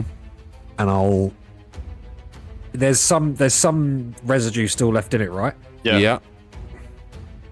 I say, guess we're gonna have to find some more if you want to analyze it. I'm gonna pop the cap open and I'm gonna spread what is remaining inside there around the guy we killed's mouth Okay. Very good. So you to take leave residue of flux around his mouth.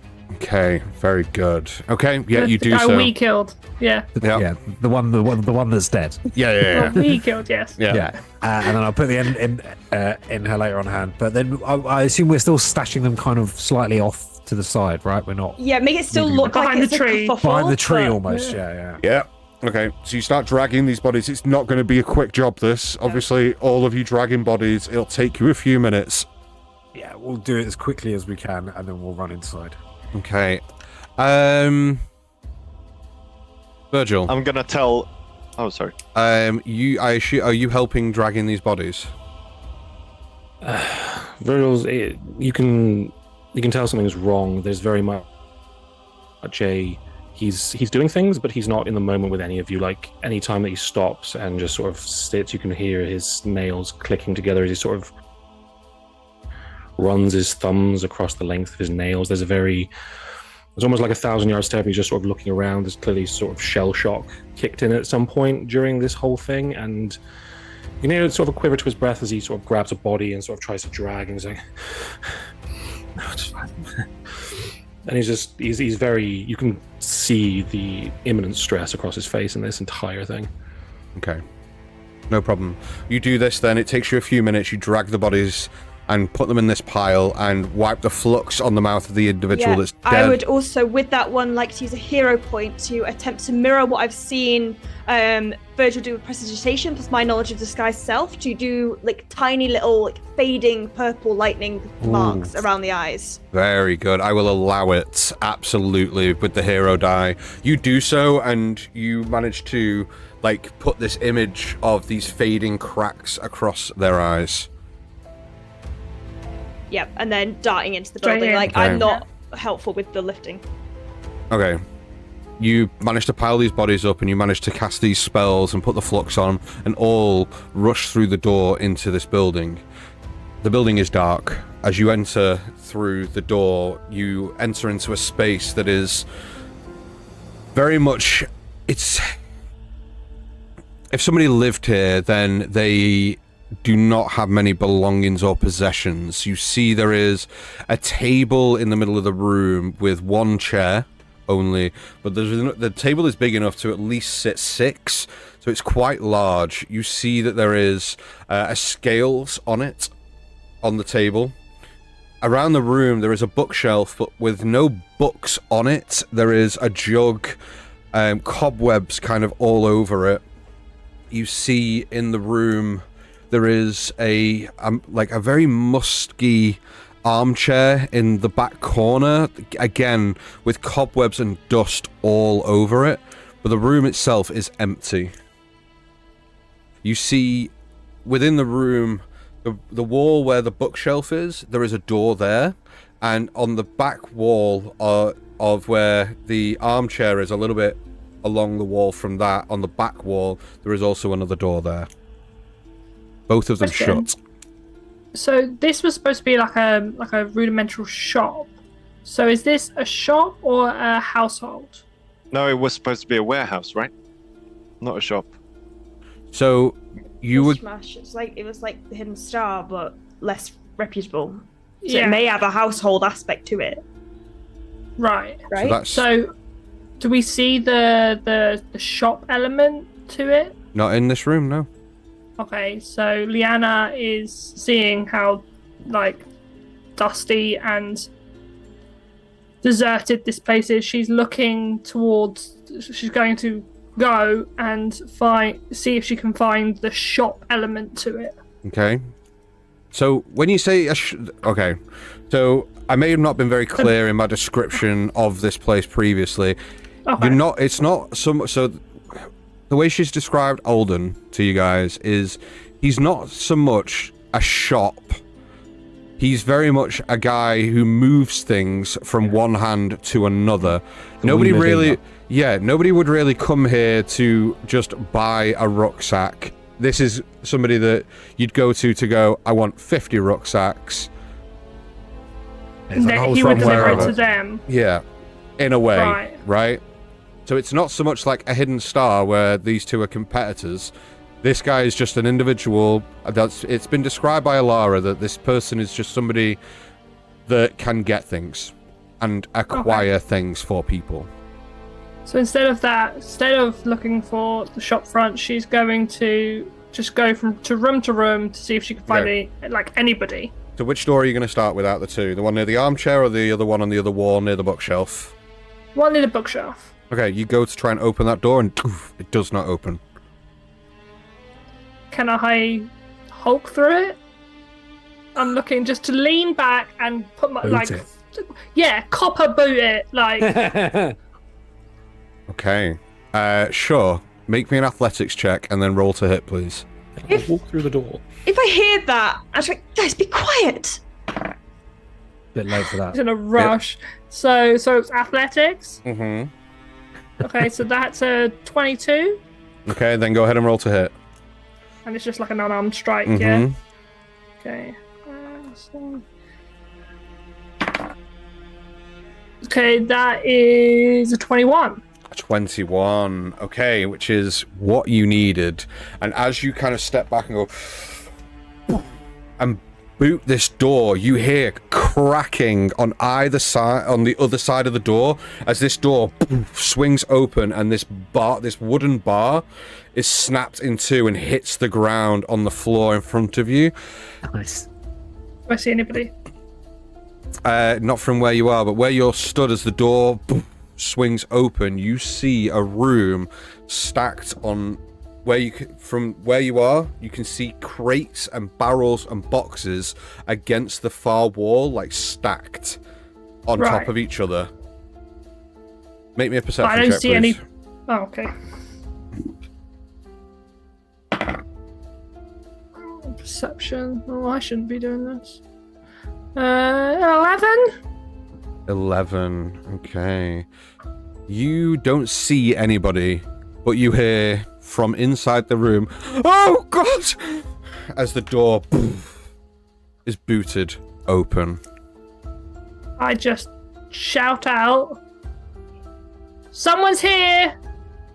to the others. Okay, so you shout that to the others. Okay, so ignoring Kiria's recommendation of staying quiet entirely and just yelling out, "Someone's here." Ace. Okay, cool. Well, the rest of you hear this. Alive. fuck's I sake. never left. Someone keep an eye out. Oh god, no, that's not what I meant to do. Sorry. Someone keep an eye Are out we in for combat again? No. Someone keep an eye out for SBC. Someone else look for what we're looking for. I'll handle the hostage.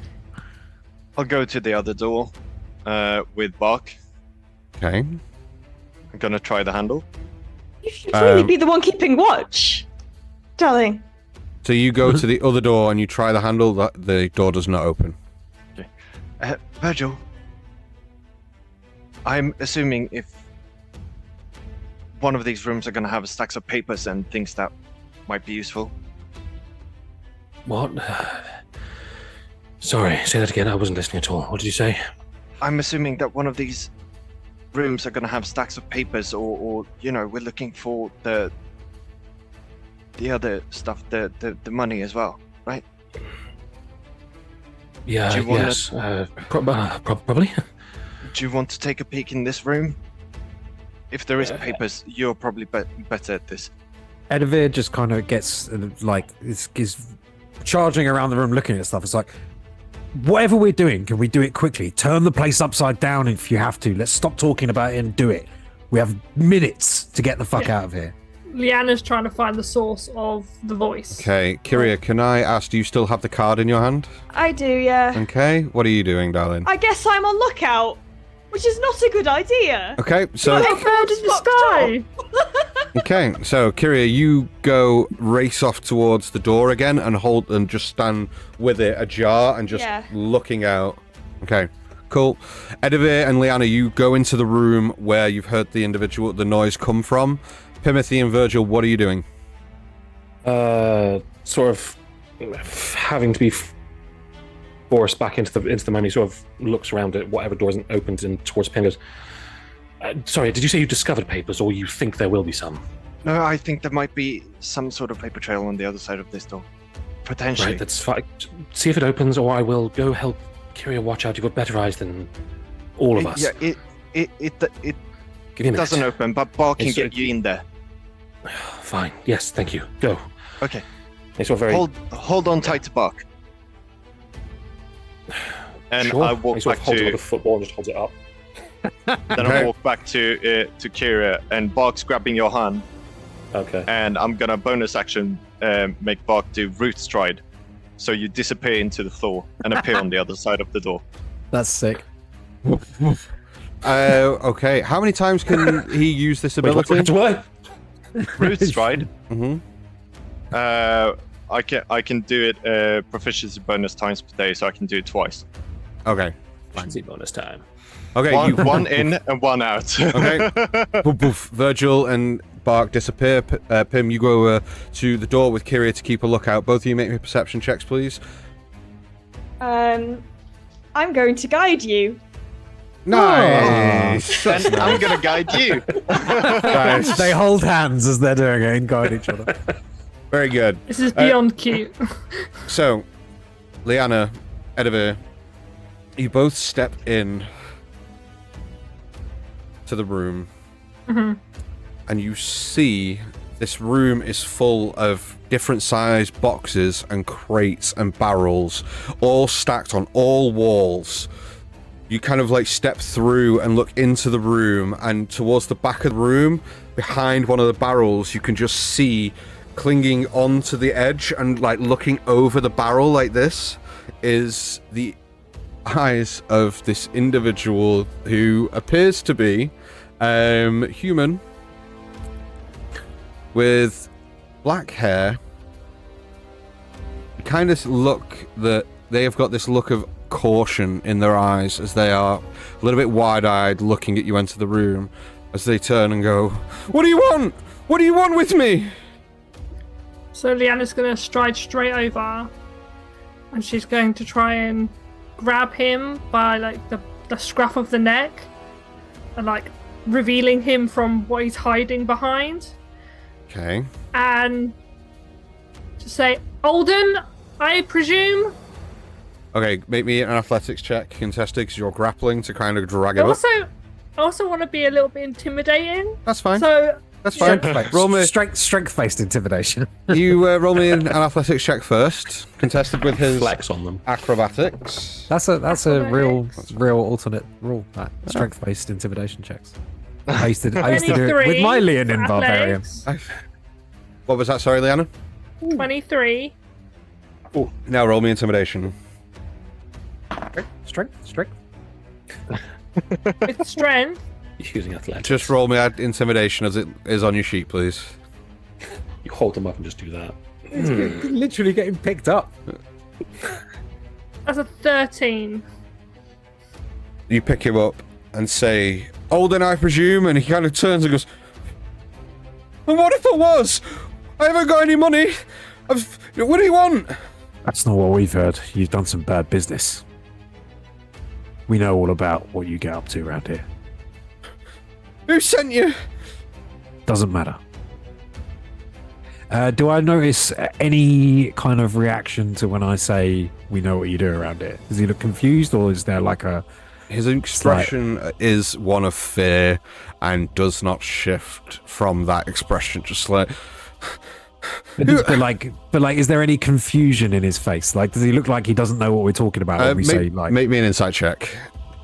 Because Edivir is now questioning whether any of this is real, because he doesn't fucking trust Tanner and Alara. Insight. Yes, that's please. A 18. An 18. Very good. So with that, you kind of you do see that there does not appear to be a look of like, what are you talking about? Kind of look on his face. Okay, so I gauge from that he is somewhat dodgy and he knows why we're here, basically. I mean, not as well. Yeah, not that he knows why you're here, Everyone but has like, crates. not that he knows like why you're here, but more he's a dodgy guy, right? He's a dodgy guy that has dodgy dealings, that sells dodgy goods. He's essentially JTF. So still in hand. We don't have time for this. We need Alara's crates or her money back now. And with that now, Alara! she just Alara roars, put like, you up to this, and you can see him just kind of like wriggling and like writhing. I'm holding it as hard as I can. You tell Bring that. him slightly closer. You tell. When you say Alara's name, Edivir kind of goes, oh, and like tries to hide, like, oh fuck. You tell that bent witch that if she wants what she's asked for, it'll take time. I told her this. The time has come. Money or the crates or you. Oh, it's very Not good. alive. Edivir whips out one of his daggers. Okay. She's now got claws in her other hand as well. And she's holding him.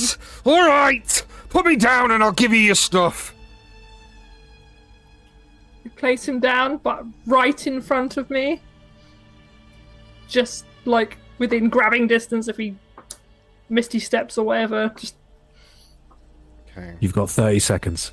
They're by the door. The two big crates and the barrel next to it. Oh, Alara And the put you gold. up to this. And the gold. You're not having the gold. You paid for the goods. You're taking the goods. You're not taking both. that's fair. We said they Eddie. were Alara's goods. We didn't say we came for Alara. We want it all. Nice. You're gonna have to make me There is a wash of uncomfortableness that Yeah. does go over. Okay, you're gonna have to make me an intimidation check followed by a persuasion, please. You've done it again. So it's fine, because the intimidation I'm actually proficient with. Oh, there we For go. +1. Nice. Nice. Okay. So Right. intimidation. Oh shit! It's a dirty 20. I got a 19. Nice. Okay. And then did you say persuasion or deception? Persuasion, please. Okay, this one's not as good. Oh, it's a natural 20. Yes. That For a is ni- the most. For a 19. Still. That is the most clutch natural 20. Hell yeah. you see this like look on Alden's face as he just kind of like, so you're thieves, no good, down and out thieves. I'll remember your faces. I'll get you for this. Remember them later. For now, get us what we want. Fine. And he turns and kind of like goes. As he turns to get the case, I'm going to turn to Liana and go, do it.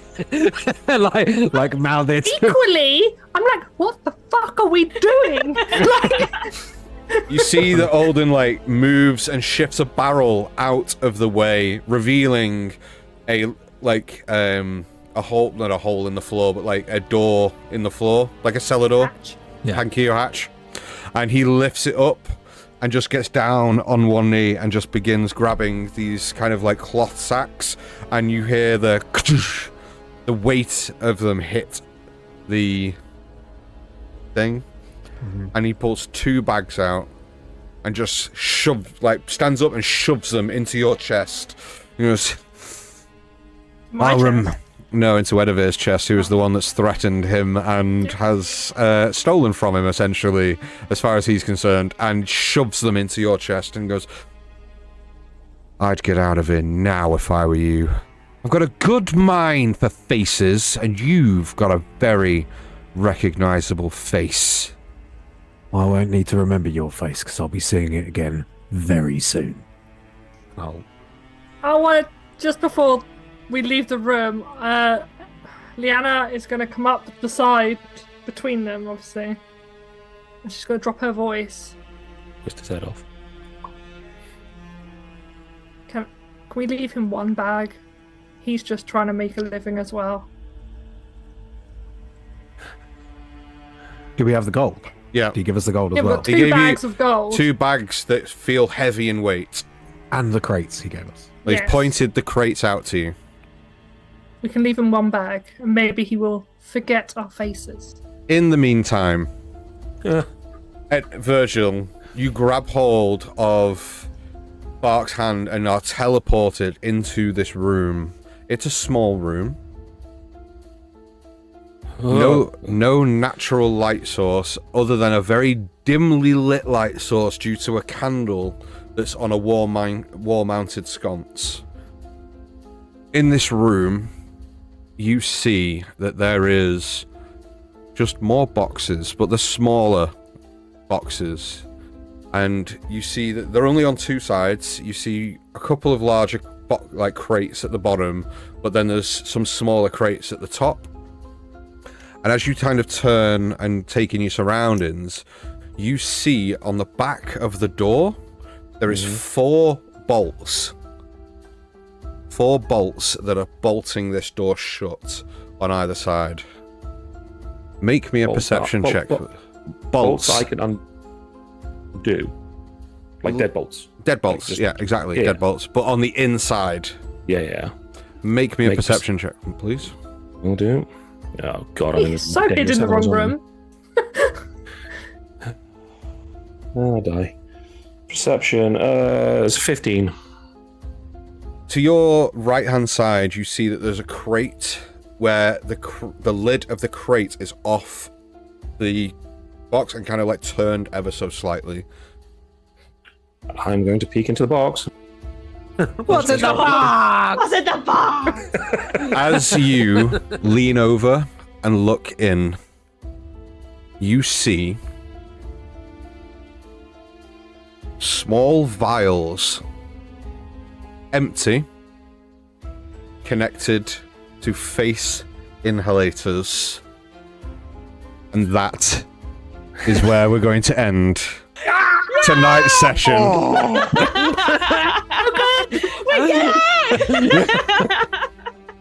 That is where we're going to end tonight's session, guys. Taking both this motherfucker's bag of money. Fuck this guy. So, Fuck this shit, I'm out. thank you very much, everybody, for stopping in and watching the show with us this evening. I'm going to try and find somebody to raid, but while I do that, what I'm going to do is tell you about what's happening. In fact, no, it's not my job to do that. Chris, what's happening next week? What is happening next week? Oh, next week. Next week we're not going to be. Well, some of us are going to be here, but not all the faces that you see here are going to be here. But we're probably going to be in chat, so we'll be here watching along with you and enjoying ourselves alongside you. But we are going to be doing a very exciting collaborative one shot with a bunch of lovely people, as I said at the beginning. Make sure you tune in for that. You're gonna be able to see lots of new faces, maybe be introduced to a few new streamers and stuff like that. It's gonna be really fun. Dan's got some interesting things planned. Very interesting. Very interesting indeed. Tune in. That is all for us this week. We will be back with Aerilon, A Destined Journey in 2 weeks' time. But next week, make sure you tune in for this collaborative one-shot because it's going to be fucking crazy, man. I'm excited. We love you all very much. Thank you so much for tuning in. We'll see you later. Bye. Bye. Bye.